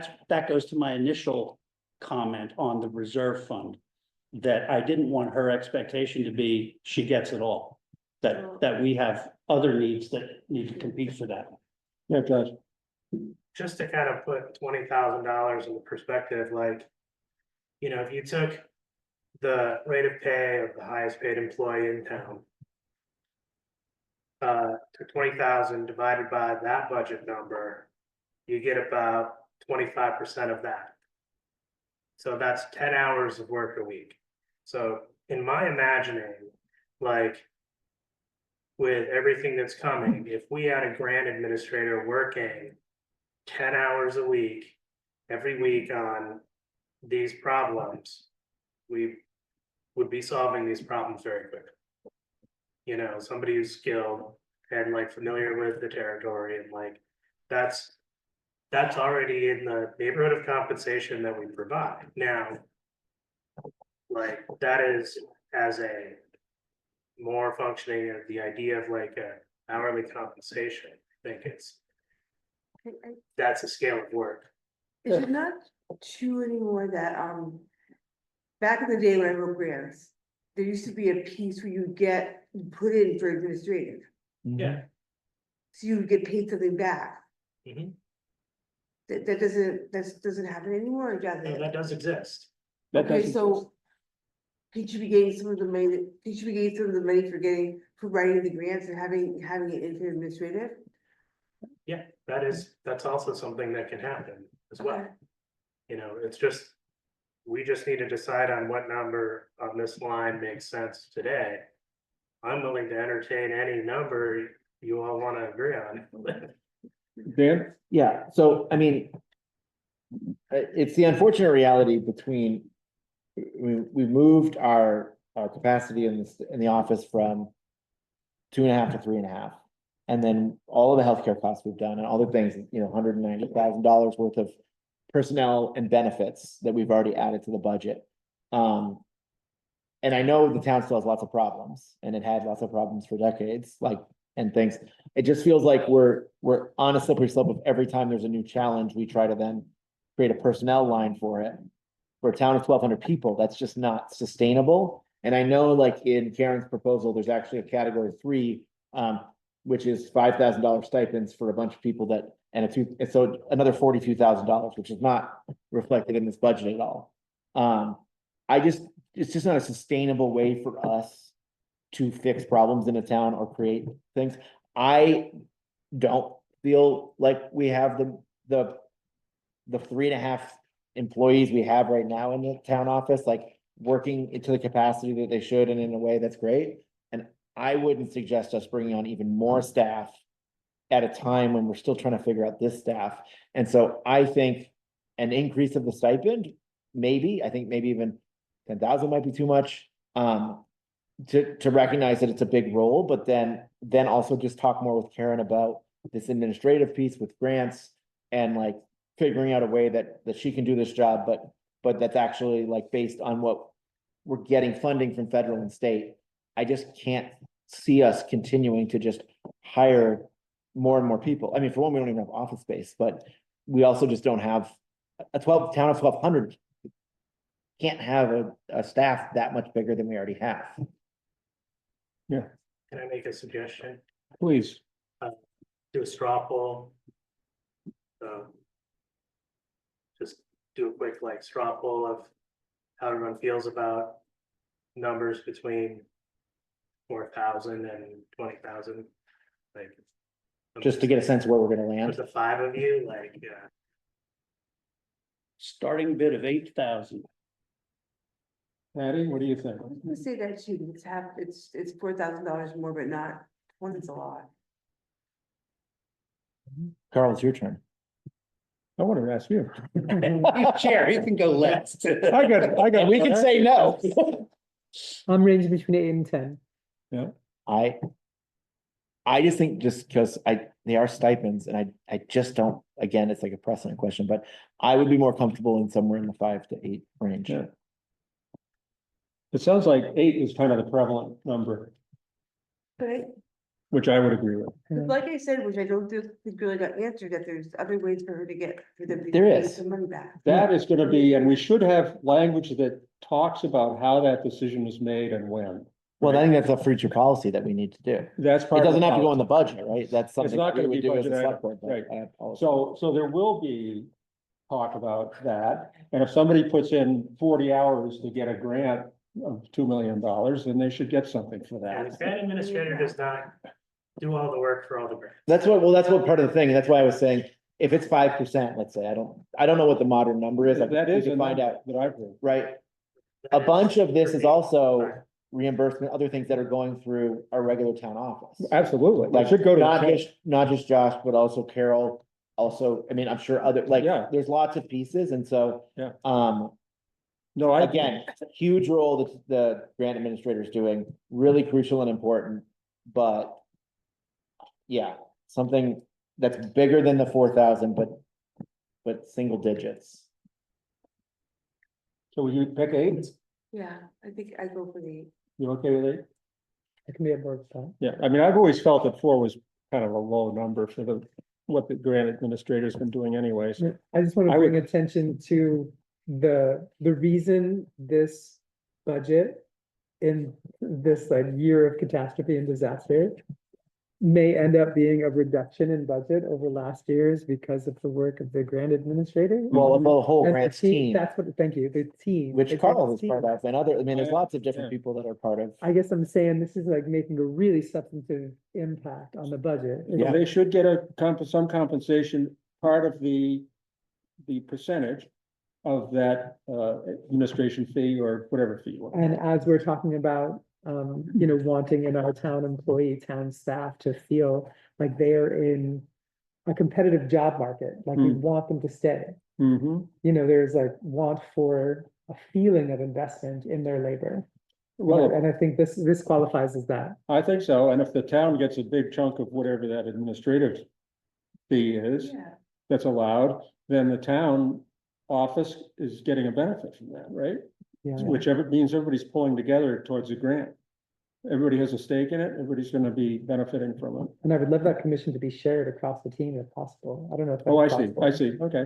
It is interesting, we did hear from Michael Billingsley, that a couple of the people who Karen had recommended for study actually don't want them, Yeah, Well, and that's the difference between like setting a budget and then like we have a budget line for our health officer. and She never takes the stipend.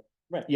But it's still we wanna keep. good that- practice to have a stipend for the health officer, because Yeah. the next person may need the stipend. Yeah, yeah, we have to take the personalities out because we could totally be changed next year or next event that happens. So we want to make sure we have a policy that is protecting the office and also is recognizing the work. It sounds like we do have consensus on like 8 plus commission. Yeah. And the commission will be determined, but that's not a budget item. The 8 is a more of a budget. Thank you. I don't know if anybody had other specific line item questions. I did wanna, talk about the other reserve funds, for example. John, I Yeah. think you had 2,000 in for the, recreation and public arts. They had asked us to create a reserve fund, and so we had, language on that. I'm not, where does that show up? It's 500, I think, right?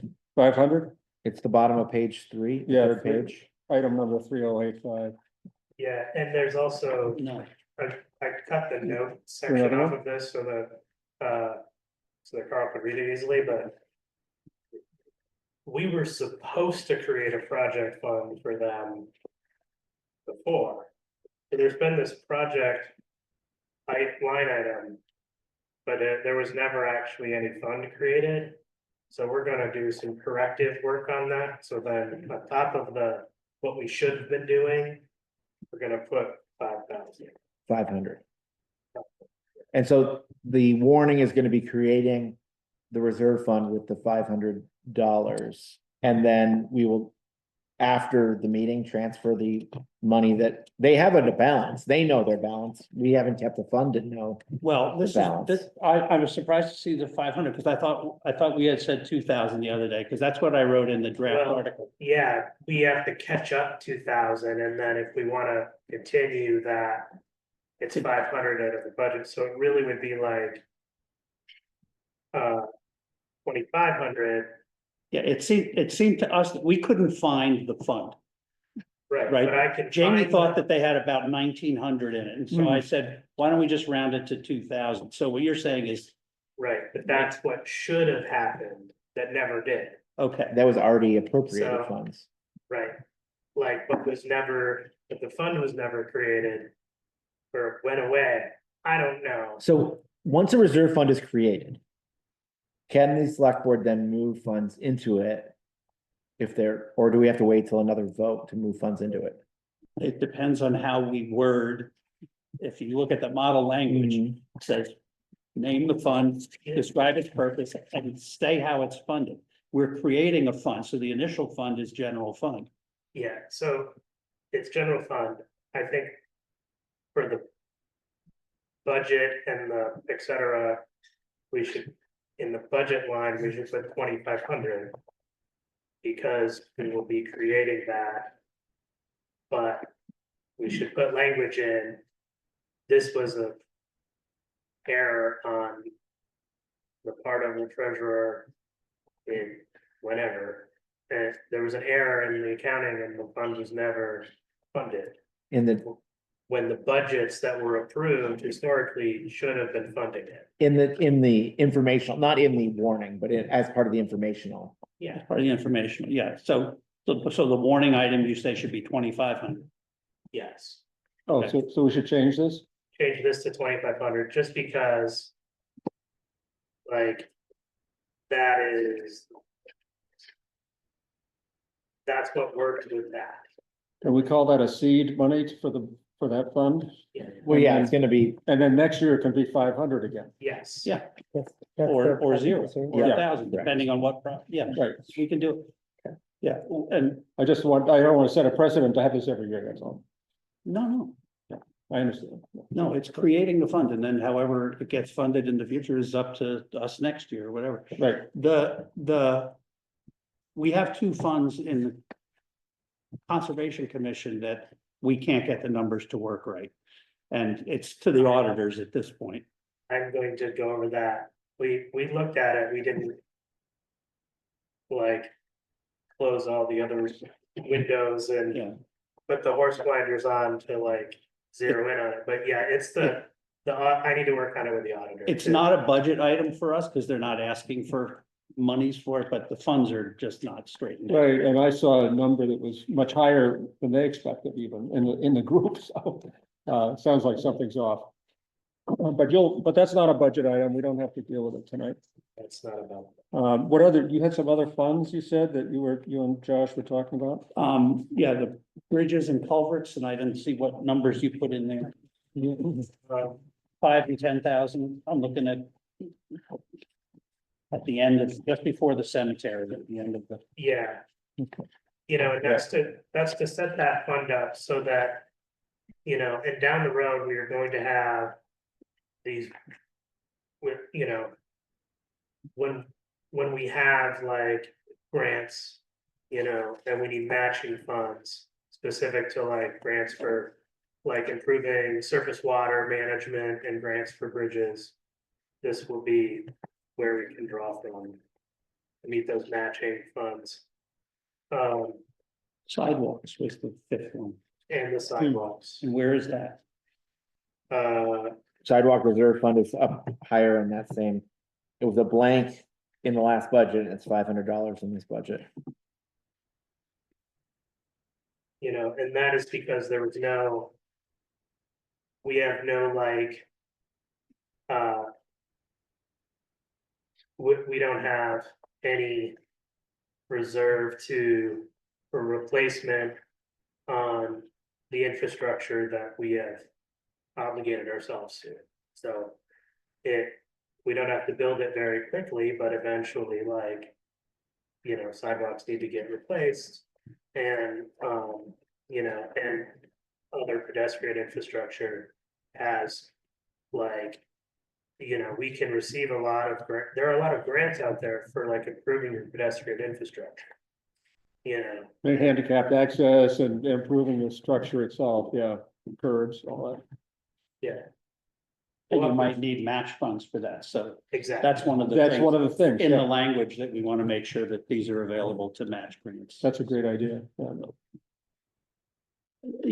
Josh described to me the other day, we don't have a capital budget per se in the town. And so your terminology here was this is sort of a step in that direction with these funds, which is, Yeah, yeah.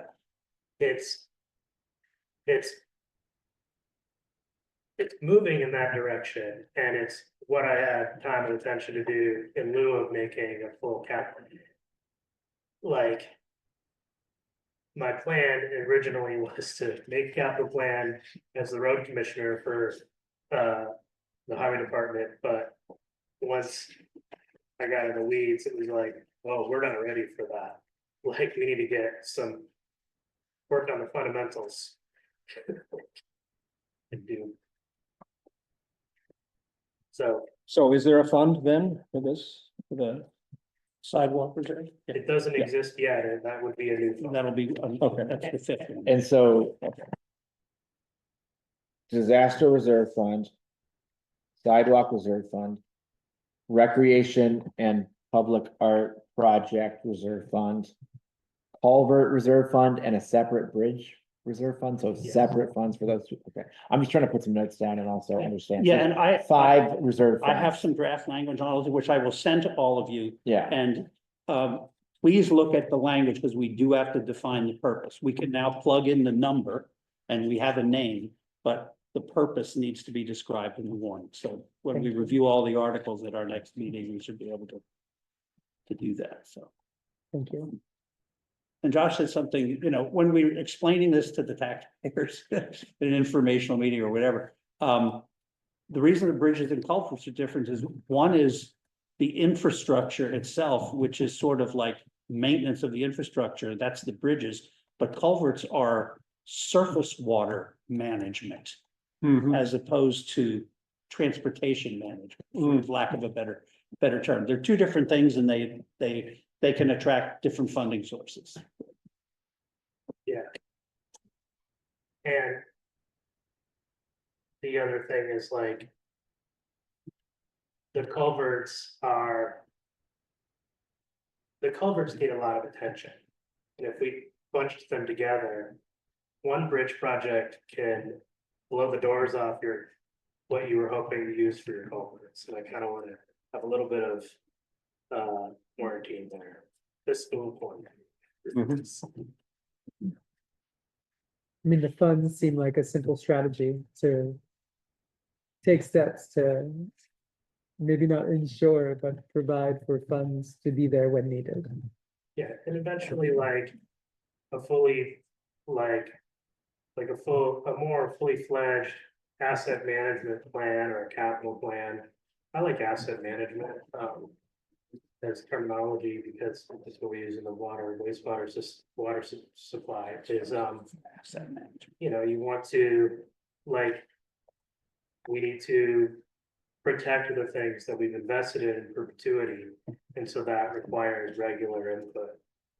And, you know, it is, you know, this is a nascent version of like a more fully fledged capital plan. And, you know, and if it's in the general fund, it can get used to offset tax base. And I think in a lot of ways, there's been an effort to reduce take any surplus at the end of the year to reduce taxes, but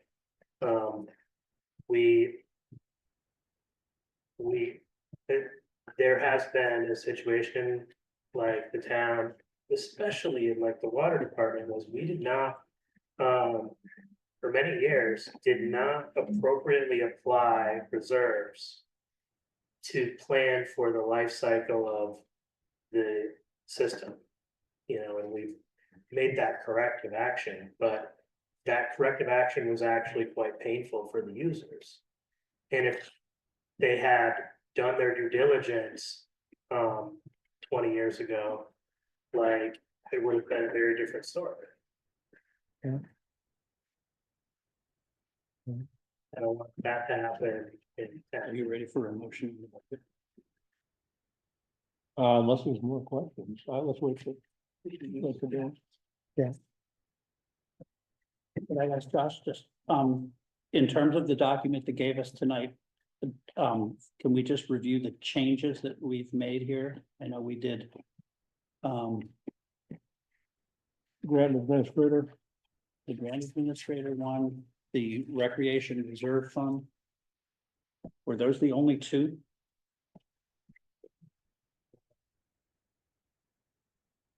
And unless you want to give the road commissioner more, What's your stipend, Nick? he makes twice what we do.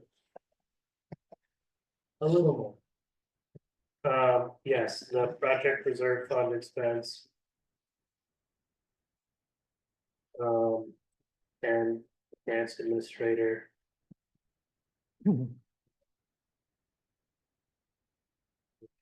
There. I did get a request from Becky Atchison not to separate Green Up Day, not to leave Green Up Day as its own line. Because she says if sometimes they overspend, they don't want that to have to come out of the Conservation Commission's budget. They're like, okay, I'm just not gonna touch that, but It says $100 on it. yeah. Yeah. So.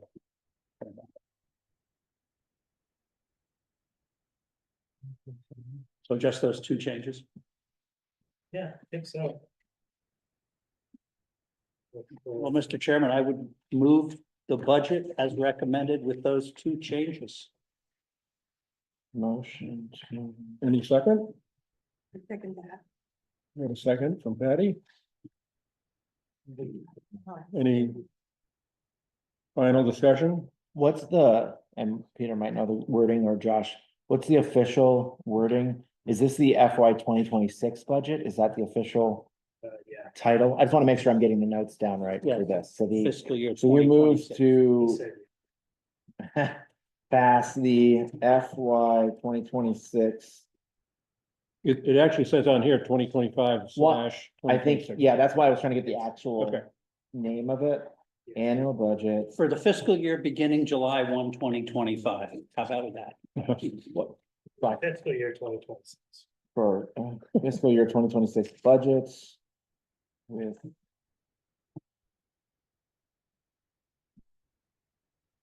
So we have motion and second, and we Oh, I have more discussion. And who was the one second? other- look, Thank you. I'm if just writing the notes down, if so. PACT Thank you. says Thank you. they'll give us that 10,000, then we can reduce the amount asked for general fund taxes. And we may know that before we go to press. That'd be nice. So with the caveat that we could make that adjustment. Yeah. If it comes in time. If it comes in later, that's fine. It'll just mean we have $10,000 left over.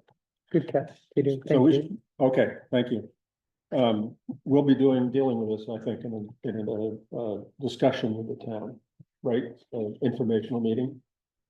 Are we gonna have one? I don't know. We could have, Are we both required? but let's deal with the motion in a second on the floor. All those in favor say aye. Aye. Unanimous. Okay, very good. Thank you, Josh, for all the work, Thank and you, Peter Josh. too. And we can fill, you'll see, as I said, when I get home, I will send you the draft articles, plugging in the new numbers. Yep, And then if we get an update from ACT, we can. that'll change that adjust as it long again. as It goes, I mean, we're, it'll just change the source of funds, that's all. yeah, and it's gonna reduce the percentage where as an increase, which is pretty modest anyway. So, I want to thank Josh for a tremendous amount of work yeah, with a lot of challenges, and I get choked up here. a lot of challenges. Go downhill from here. But, Just take this and just throw it. your colleagues in the office were very worried about you.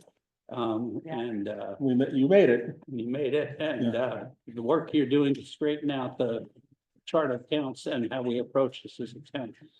It's great. Yeah, thank you. You feel good now? Feeling better? Yeah, no, I feel great. Josh, did you want me to play your walk-off music? Now, or? When, so, tell you after. the- Yeah. We're still in a meeting here, folks. All right, I so- do want to know what your walk-off music is then. well, it's Ted Nugent, Cat Scratch Fever. Oh, yeah, there you go. Not just you. So we have numbers and we have language that can go in the warning. For the town meeting. Right? You said you have language for the town meeting. Yes, I will email that to you because I asked you guys to put that on the agenda for the 25th, Yeah. is reviewing the language of the articles. Okay, So I have Okay. draft articles. Bram just sent me today, or actually Kristen, he had, because he got something from the East Montpelier Town Clerk, their template and whatnot. for So, this, yeah, because it has to go, we have a ballot to produce and then we have okay, the town report to produce, and some of that language is Okay. the same, so. okay. Trying to get that all done. I did talk to Bram on the phone yesterday, who, he's not feeling terribly stable on his feet at the Right, moment, because right. he'd had prior neck surgery and it made this a little more complicated. The new surgery went very well, so. But he's a little slow in the uptake yet, so. Yeah. These are two different incidences, like an incident before, neck surgery? Yeah, I don't think it was related. No, that's what I meant, Yeah, yeah. yeah. Yeah, I talked to Erica today to make sure she was getting her driveway plowed. which Yeah. She is, so. Anyway, yeah, we're just gonna keep hoping that he continues to recover as he is. Next item is discuss date of town meeting. The reason this came up is because there's been a press to change the date from the 4th of March to something else. You wanna talk about that? Yeah, so, I did request, legal opinion from the League of Cities and Towns on this, and the short answer is we cannot move town meeting day. It's March 4th. Actually, we can move it either to the day before or 2 days before or 3 days before. That statutory language has Okay. been there forever. We could always do Saturday, Sunday, or Monday. But during the pandemic, there was language that gave the towns flexibility on their meeting for all kinds of reasons. That expired. Okay. So now we're back to the old law, and the old law says you must hold your Australian ballot on town meeting day. Now, what's happened the past 2 years, because of various reasons, the auditor's report not being ready or whatever, we convened on town meeting day. Yes, We opened the polls and the election of officers and anything else that was an Australian ballot item was voted that day.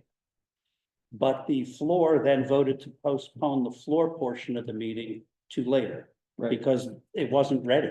We didn't have it, yeah, we didn't have it together. So we must do the ballot portion of the meeting on town meeting day. Okay. The office staff was very concerned and Josh was part of the conversation at the end of Friday with Kristen and Carol. You know, they're concerned about the processing of absentee ballot requests because they have to open the mail, enter stuff in the computer, send stuff out. And, you know, is the staff there to do it? Well, maybe the staff isn't, maybe we don't have the capacity to do it, but we have to do it. Yeah. So we're gonna have to get more volunteers, Yeah, I was just gonna say, get a retired town clerk from another town to come in or whatever. I mentioned this to Bram yesterday. Bram actually doesn't think it's that big a deal. And he expects to be doing some of that. Yeah, So, well, and I was just gonna say, when I lived in Montpelier previously, John Odom, the town clerk or the city clerk, had tons of volunteers. I remember, because this was COVID, and so this was when everyone was getting mail-in ballots, which will not happen this time. They had a whole system where you would come in for a 2-hour shift and they'd have 4 people and you would go through ballots, you'd go through a piece and then you'd leave it for the assistant town clerk and then you'd be out. And so they just had like a system where you came in, you did your piece, you left, and it was batch. So it's like not somebody coming in every day. It was like 2 days a week. People came in for 2 hours, processed what had come in. right. You know, it's something other places do. And we have election officials. We have justices of the peace. We also have a list of people who usually come in to help us count ballots. You know, when we have paper ballots that need counting and stuff. So there's some people we can call if we feel we need to do that. I think so we have to do whatever is going to be in terms of official elections and Australian ballots. The 2 Australian ballot items that we potentially have are the zoning changes and anything we do with the village expansion.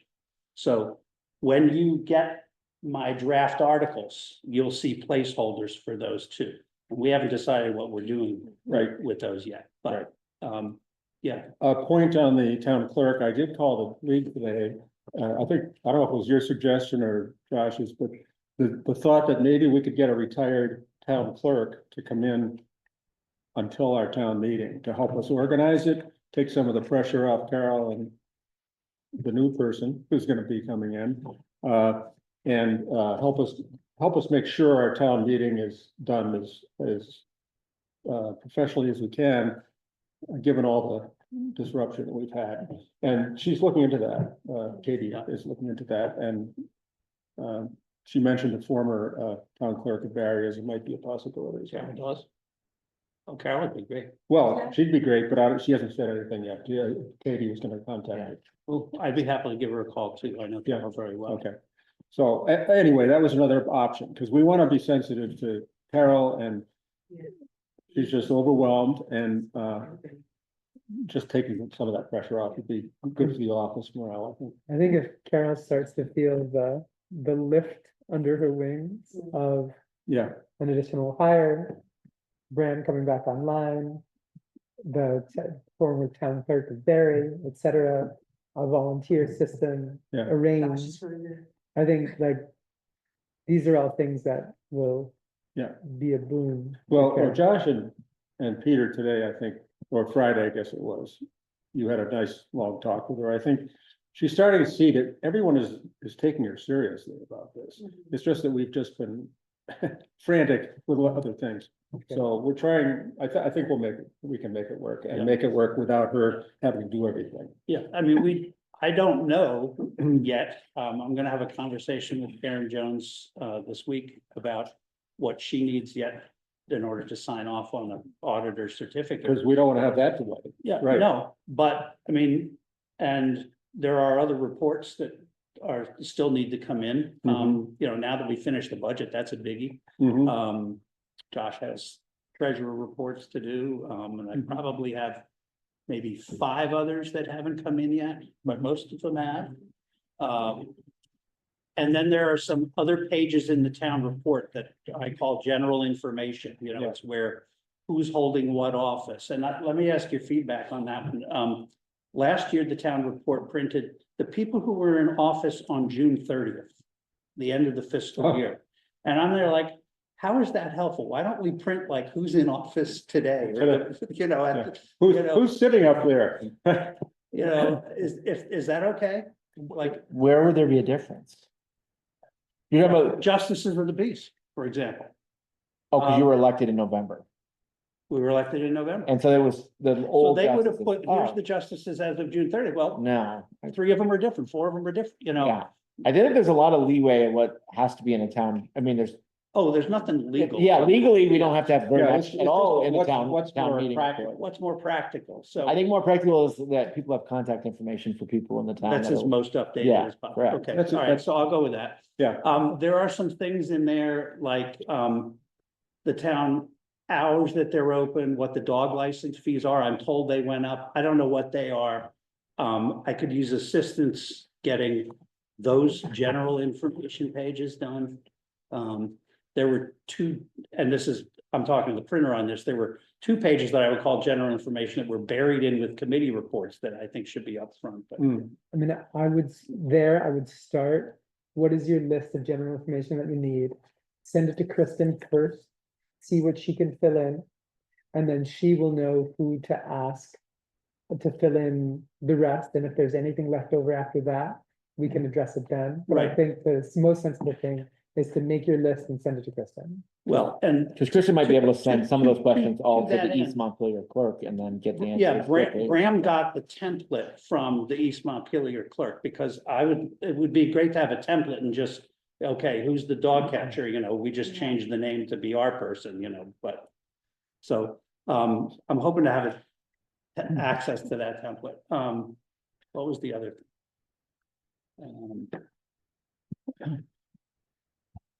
I forget, but Thank you for all your we're work. doing well on that. We're doing well on. Peter's been, Yeah, and I can offer an update on, I'm on the hiring committee to replace Kristen, yes. in the town office, and we had our first of 3 interviews this week. And Kristen was really excited about this She one, was, like, all boxes checked. So if the subsequent interviews are worse than this one, we have like a super qualified, decent seeming candidate. fantastic, who was thank like- you. who's But all- hopefully all 3 are amazing. and hope, and you know, perhaps it just goes up and up and up, but, Yeah. so I just want to say, and we could have an additional person in the town office soon, which would give us up to 2 weeks. Hmm. Let's say 1 week Hmm, of full overlap between hmm, Kristen in the town office and Which- Kristen's replacement in the town office which would to be perfect. offer some side by side. Yeah. Training on the job. And if some of that initial training was on how to handle the absentee ballot stuff. Yeah, because we've been very clear about that in the, Yeah, 'cause in the election. That, in the that I interview. think comes, you know, like February 12th or something, I forget the exact date, the ballots have to be available, and so. It would be right after that people would have to be responding to those requests. Right. Right, so that's important. Oh, lost my, What's the next item on the agenda? say what? What's the next item on the agenda? Next item is the signing of the East Montpelier ambulance service. I don't think we have it here, the contract. But what I'd like to get is authorization to sign it on behalf of the board. And the reason is or have Jonathan Matthews sign it. I did talk to Jonathan, and he was okay with the last proposal we heard, which was have a 3-year contract that we signed, but we have a 1-year Opt-out. opt-out clause. So Jonathan was okay with that. He said, that's fine. He said, if we were to be able to work a great deal in Barry, for example, in a year, we could get out of East Montpelier and hook into that. So he was happy with that proposal, and we need it. So I guess the question is, do we have Jonathan authorized to sign it? Do we usually have the fire? No, Chief? I think we probably need to authorize you to sign it, Okay. just so that it's coming from the select board. 'Cause while he gives us advice on this, it's not a contract between him them. It's a contract Okay, between us and fair them. So enough, yeah. I'd like to make a motion that to have Carl Visick sign the East Montpelier ambulance services contract for the town. Second, Good, aye. all those in favor? Aye. Aye. Hi. Can I ask a Thank you. question on that? Yeah. Is that number from the first year of the contract in the budget? Josh? Sorry, what? Is the fire department contract first number, first year budget? Is that in the budget? Is- Okay, because, Just make- yeah, yeah. I Okay, make a motion, or sorry, you should have to. yes, go ahead. I think our next item is for cemetery commission. And I'd love to make a motion to appoint Scott Bennett and Lydia Vitale to the cemetery commission. Second. And all those in favor, say aye. Aye. Aye, and welcome. I see Lydia's here. Welcome, Lydia. Thank you. Thank you. She's been dying to get in. Thank you. Yeah, I said think this listening- will be a good time commitment for me. I'm excited and I'm a cemetery nerd, so. Fantastic. Fantastic. Thank- Thank you, Lydia. Thank you so much. Okay, next item, approval of, minutes of January 6th, 2025. I think those were sent out today. They were sent out, yeah. Motion to approve the draft minutes for January 6th meeting, 2025. Second. And there's a motion and second, and all those in favor, say aye. Aye. And approval of warrants, and these are for January 3 and 9. These are accounts payable, January 3 and 9, 2025, and a payroll, January 9, 2025. Motion to approve accounts payable for January 3rd, 2025 and January 9th, 2025, and payroll for January 9th, 2025. Second. All those in favor, say Aye. aye. Aye. Aye. Thank you. And we just have to make sure we're all ready to come back on January 27th. Oh, I'm sorry. Well, on this item, I think there's a question about whether we have to have the zoning public hearing. Yeah, In order to have it appear on as an Australian ballot item. and we have a notification deadline. Yeah, there's a notification deadline, and I had gotten some language from Will Folgan, which was sort of Vermont League of Cities and Towns model language, but it didn't have the blanks filled in. And I wrote to the League of Cities and Towns and got an opinion about they confirmed that, yes, the board can decide to adopt the changes on our own or put the question to the voters. The routine is that if we're adopting on our own, we have to warn a meeting at least 15 days in advance, which is pushing pretty close up to our printing deadline. And we may want to do that. The Vermont statutes online do not have the updated language that was just passed this past year. But I believe I read somewhere, and I have not been able to research and confirm this, that if we're giving it to the voters to decide, then we don't have to have a public hearing before we warn the item. But I don't have a definitive answer on that. What the attorney says is, we don't have model language to this effect, but I think something along the lines of, shall the voters adopt the amendments to the Town of Plainfield zoning bylaws considered by the select board at the final public hearing of the proposed amendment held on such and such a date. The typical model language says, shall the voters approve the bylaws adopted by the select board?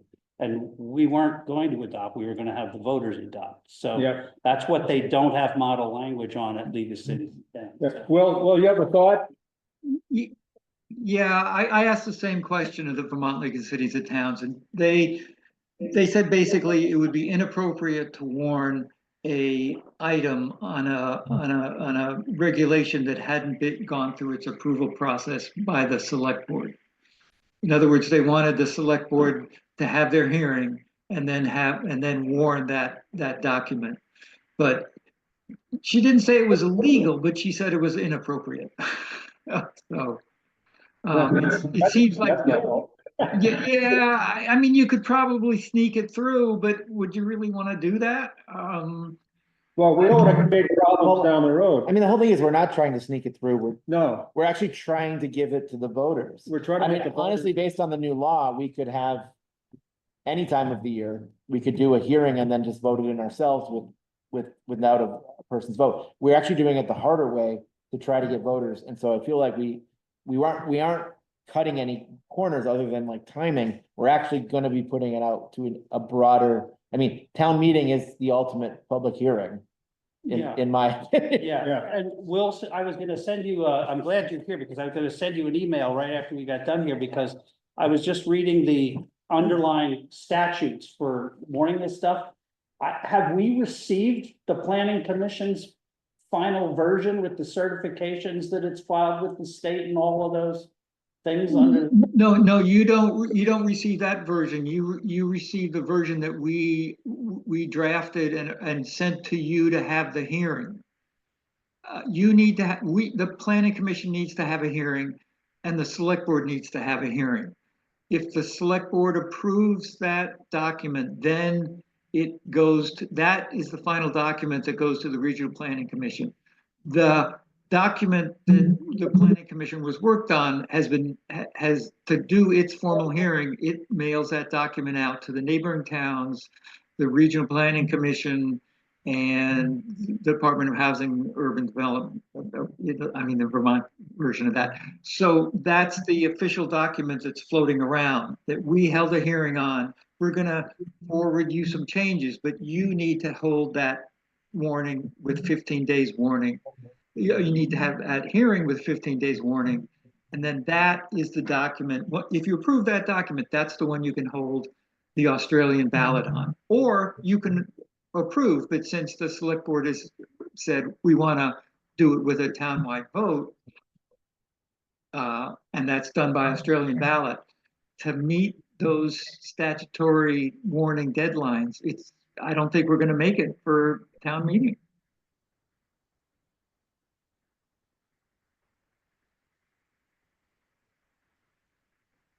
It sounds like we need at least 45 days, right?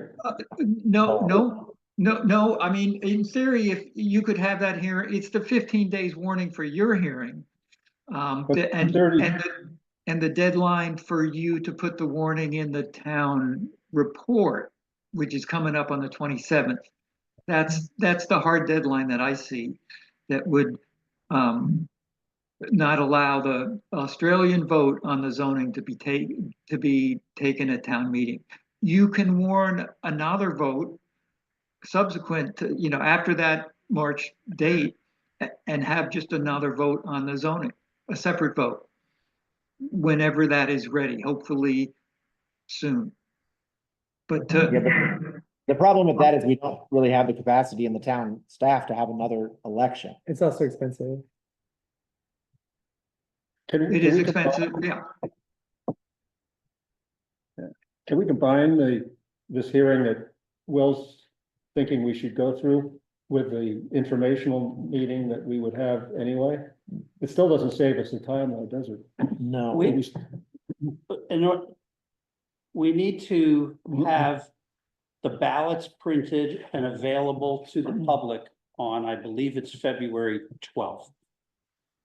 That's where everything is done by Australian ballot, which is the election of town officers. And if we're doing zoning, it would be on there. In order for us to make that deadline, we have to have it done before then. And then the legal requirements for the posting of the warning, which has to go in the paper and in the various places and whatnot. And we don't have to print all of these things in the town report. They did confirm that. So the 27th deadline is only for the town report. I'm not sure what the 27th deadline. That was our regularly scheduled next select board meeting. Okay. So what's the deadline for you to place the warning on the ballot? And can I sent that out email a while back and then not shit. Bear with us. Sure. There are a lot of dates out there. I think if you guys are looking in your emails, I sent you after the League of Cities and Towns training session on town meeting, I sent you Yes, all the, yes. when did that? Let me ask this, and I hate to even suggest this. Oh, here we go. Instead of the 27th select board meeting, we have a 20th select board meeting. That doesn't give No, no, 15 days. we have to give 15 days. Oh, we have to from You today. have to give the 15 days notice. 27th is 14 days away. It's Yes, not even 15. so it's not even 15. So we move it to the 3rd of February.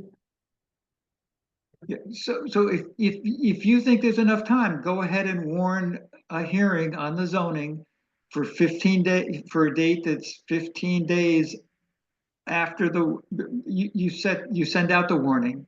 That'll meet that statutory requirement. And But at we- least, Yes, go ahead, finish. and at least at that point, you can have your hearing and decide. Yeah, I mean, you need to decide, the select board needs to decide if they want to carry it on to a vote or they're not comfortable with the regulations and it needs to go back to the planning commission. That's your obligation and you can approve it at that meeting, or you can approve it to go toward the ballot. Or you can say, we're not ready to accept this. There's too many things we don't like. We'll send it back to the planning commission. Or you can make changes at that hearing. The planning commission is going to send a list of maybe 10 items that we've heard from our hearing that would help it move along. Some things we've learned that the state regulation for multi-unit dwelling is now 4 and below is permitted, and we have it as 3. And we're going to change that.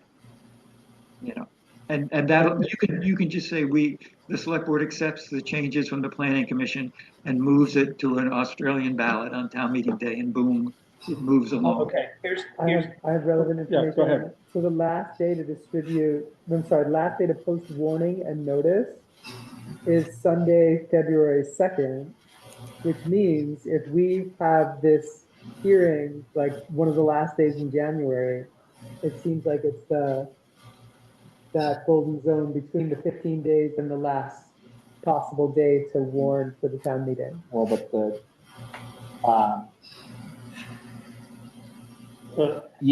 but then ballots have to be mailed. ballots have to be ready by February 12th. Yeah, the last day they can be mailed is February 12th, so they're mailing it before then. It's also have to be ready at the town office. They also have to mail them by then.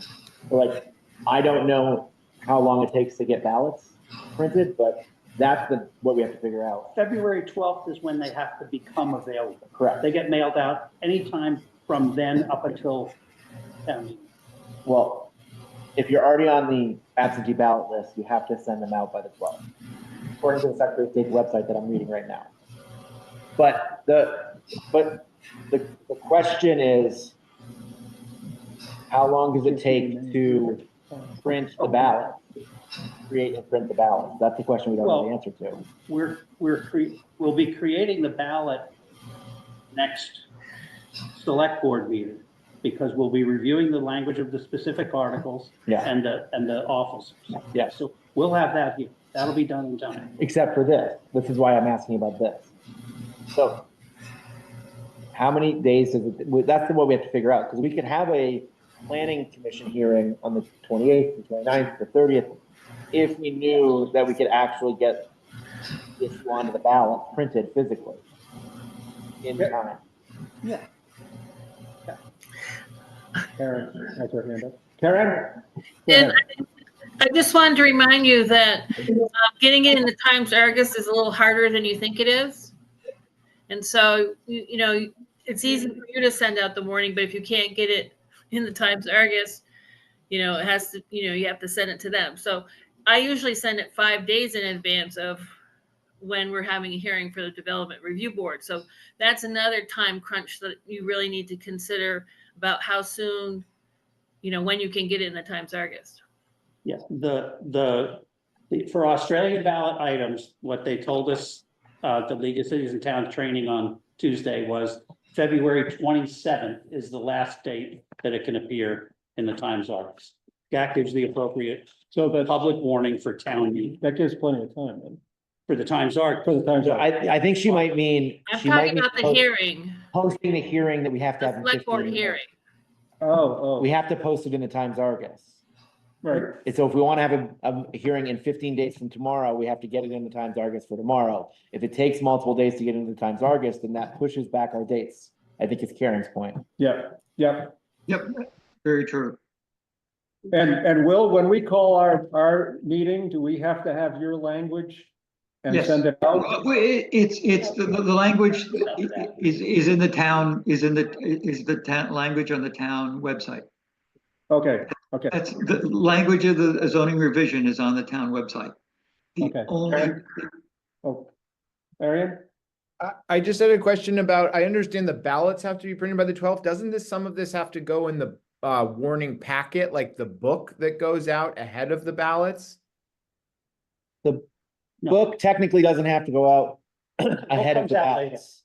The book is, the due date for the book is actually later than the start of the absentee ballot period.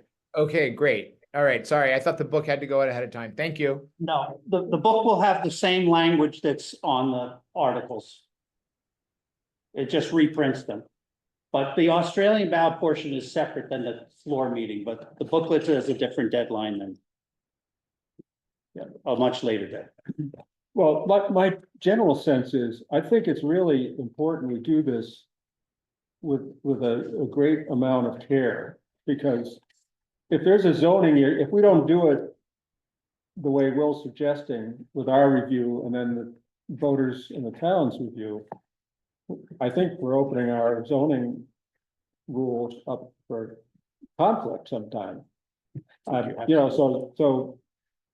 we still have the time crunch, and I don't know how that's coming out. I mean, I suppose one of us can phone the Times Argus tomorrow and ask if we could have something published in the paper by this Thursday, which is the 16th, which would allow for a Friday evening zoning hearing, Which isn't the worst day of the week, actually. which would allow us to meet the last warning due date. What is that, January 31st then? That would be a January 31st zoning hearing. Once again, the only thing I would want us to verify is the time it takes us to print the ballots. To have them available on the 12th. Because we don't obviously print them in-house, we go like through a specialized company. And they must have a due date, Right, and I don't know if we know what that due date is. not yet. Because the date that candidates have to file by is the 23rd. And then they have to get their petition or their forms in by the 27th. I just don't know how many days I don't past know, that I we don't actually know, have. I don't know if it's Jet Service who prints our report, who does the ballots, or I think somebody it's else. through the SOF. I think it's like because they're like, they have to be scanned in and stuff. They're like very specific paper, specific things. So we are going through the same ballot printing Could you company check as that? everyone else. I can ask, yeah. that would be very helpful to know. Yeah. And Will, if we have this meeting, this hearing, and there are some changes that we think should be made, does it have to go back to the planning to have it reviewed and then agreed to, or is that it? the language is you can make minor changes. It doesn't say what minor changes is. Okay, You can adopt, we're gonna send you, maybe 10 changes, changing multi-units from 3 to 4 and making 4 above a conditional use is not a major change. Most of Okay. them are gonna be like that. okay. So So- it's, hopefully it would just be done on that evening. The consensus would be that we agree with it, with Yes. whatever minor changes there are, and we could move ahead. Yes, yes. Okay. We're gonna have, the planning commission's gonna have a meeting next Monday. We're gonna go over the language that we want to forward to you is minor changes, which you can adopt or not adopt. The select board has incredible authority. You can fire all the planning commission members. You can throw it all back. You can do anything you want. You're the ultimate authority. The planning commission just makes suggestions. So Peter, I sent you a template for the warning in an email a while ago. Yes, and it's, what you sent me was the model language from the League of Cities and Towns, which says that what we're warning for the voters to adopt is what the select board adopts, but we're not adopting. All we're doing is forwarding. And so I wrote to the lawyer, and the opinion that they sent me this afternoon said, we don't have model language for that, but your planning commission is correct that the law was changed so that you have these optics. The statutes online actually aren't updated to reflect that, is what I found in my research. But so that's why we're kind of chawing on this. But. Well, you should just warn a public hearing about the zoning. Essentially what the planning commission did, and I can send you our warning. And you can just change it from select board to planning commission to select board and choose that date. The lawyer there did send me, and I'll send you his email, you can read it. Basically says that we're asking them, the voters, to adopt what we considered at a hearing on such and such a date. Okay. And he thought that would work just fine. Sounds good to me. Yeah. And in terms of like what appears on the ballot and in our warning, it doesn't get that specific. It basically says, shall the voters approve the bylaws? And you want to have, and Will, you really should send me some descriptive language, the zoning changes that basically cover A, B, and C in general terms. And you can go look at the specific language online or go. Right, I sent you, I sent you the language from our warning, but it was a little wordy. I don't think you want to print that. I mean, that whole thing in the as the warning for the vote. So I'll try to condense that a little bit. Right. Okay. Great. So could we review next steps? Because it sounds like time is definitely of the essence. Well, calling tomorrow is. Dan's you're gonna check the Times Argus? I didn't volunteer for that. That's what I'm gonna do. I'm working tomorrow. Yeah, okay. Yeah, me too. But Dan, you were gonna check the Secretary of State on that. Yeah. What do we need? I will email Will with the language here, and I call the Times Argus, I just don't, what are we trying to find out? How much time they need? How soon can we publish a warning for a zoning hearing? Okay, and we need it by Thursday. At the latest. Yeah. If you can get it to me, I can get it in. I knew we had. he knows somebody. You have an in. Would you do that? Would you do that? We're warning a select board meeting, special select board meeting. We'll get language, but I can see the headline now. Yeah, it's Friday, the 31st. The 31st. To review. Update, should we call it updated zoning? Yes, so ours, because we are updating, because we're following a lot of the state's work. So just to throw it out there, if we really have someone on the inside here who's willing to do this and able to do this, would we rather it on Thursday night, the 30th, or Friday night, the 31st? I think some of it's gonna depend on how quickly we can get you. I can get it into Wednesday's paper. I think it can be Jet. We don't have to, I don't know. So it can be Jet is the printer for the. What is that? It can be Jet. Yeah. Okay. So I can ask Dawn what their turnaround time is. Yeah, I will do I'm that. texting with somebody who can talk to the state selection. I will do that. Coordinators. preference for Thursday or Friday meeting, zoning Yeah, hearing? does anyone have a preference, Thursday or Friday? I mean, it's fine with me either way. I mean, if Hey, we have the option, I wouldn't do a Friday. Will, does the notice for the public hearing have to be as legally prescribed as the warning? Yeah, I think so. And that's why I'll just send you the notice for our public hearing. again, and then we need to figure on the language for the Australian ballot Okay, issue, which seems to be a condensed version of the hearing warning. if you can send that, I will take a look at that tonight and try and reply right back to you. Okay, And then it sounds like Dan is carrying any preference for Thursday over Friday. Do you have a preference? Probably Thursday over Friday. Either Yeah, me one. too. I can do Thursday both. over I Friday. can do both. Yeah. And lean toward one, lean toward Thursday. And if there's a problem, I mean, I think we'll have a forum in any event. What's that? This is for a meeting Thursday or Friday? Yeah, I can never do Thursday or Fridays. When is it gonna be? you can't, okay. I can't even Zoom. That would be not this, that would be, well, it's another. At the end of Thursday, Do I have January. 2 weeks? 2 weeks? Yeah. to do it? I might be only last week. What, okay, what day we're looking at? The 30th. Yeah, Friday. last 30th week. would be a Thursday. And so that means get the thing in the paper by the day after tomorrow, Wednesday. It needs to be in Wednesday's paper. Okay, well, let's plan on Thursday then. And so who's gonna email the Argus with the language that we need?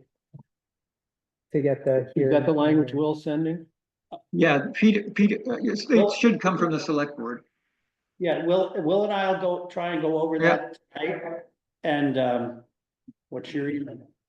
It's the 30th? Yeah. you said? I can send it to you. Okay.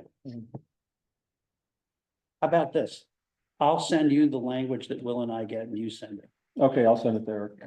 Is this meeting gonna be another 5 o'clock meeting or 6? We have to decide. I Yeah. personally would like it to be 7. Yeah, well, it might be better for people that are working and having dinner and, you know. Anyone else have a preference? You've got young, I mean, so youngsters. 7 o'clock's bedtime, so I'm like, I The can, 31st or something. With the 30th, I can come on the 7th. We're talking about like an hour to 2 hours. What are we talking about? yes, I don't know, it depends on who comes and what kind of question. Gotcha. And if he came late, you know. I mean, I can get here to 7. I Okay, guess it's just, okay. the concern for this meeting was being here at 9. Yeah, And is the concern for that meeting also being there at 9? okay. Yeah, okay. Will, how long do you think it'll take? The hearing, Yeah. if it goes more than 2 hours, you won't, that's probably be the end of it. By then, people will be exhausted. How long was yours? 90 minutes, Okay, little more than an hour, less than 2. yeah, okay. Okay, I could do 7. Yeah, okay, let's play figure on 7. I'll send you, always. Just double checking there.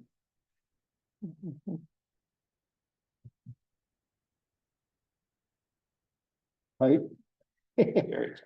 But if we can save ourselves having to do A whole nother election. Oh, my God.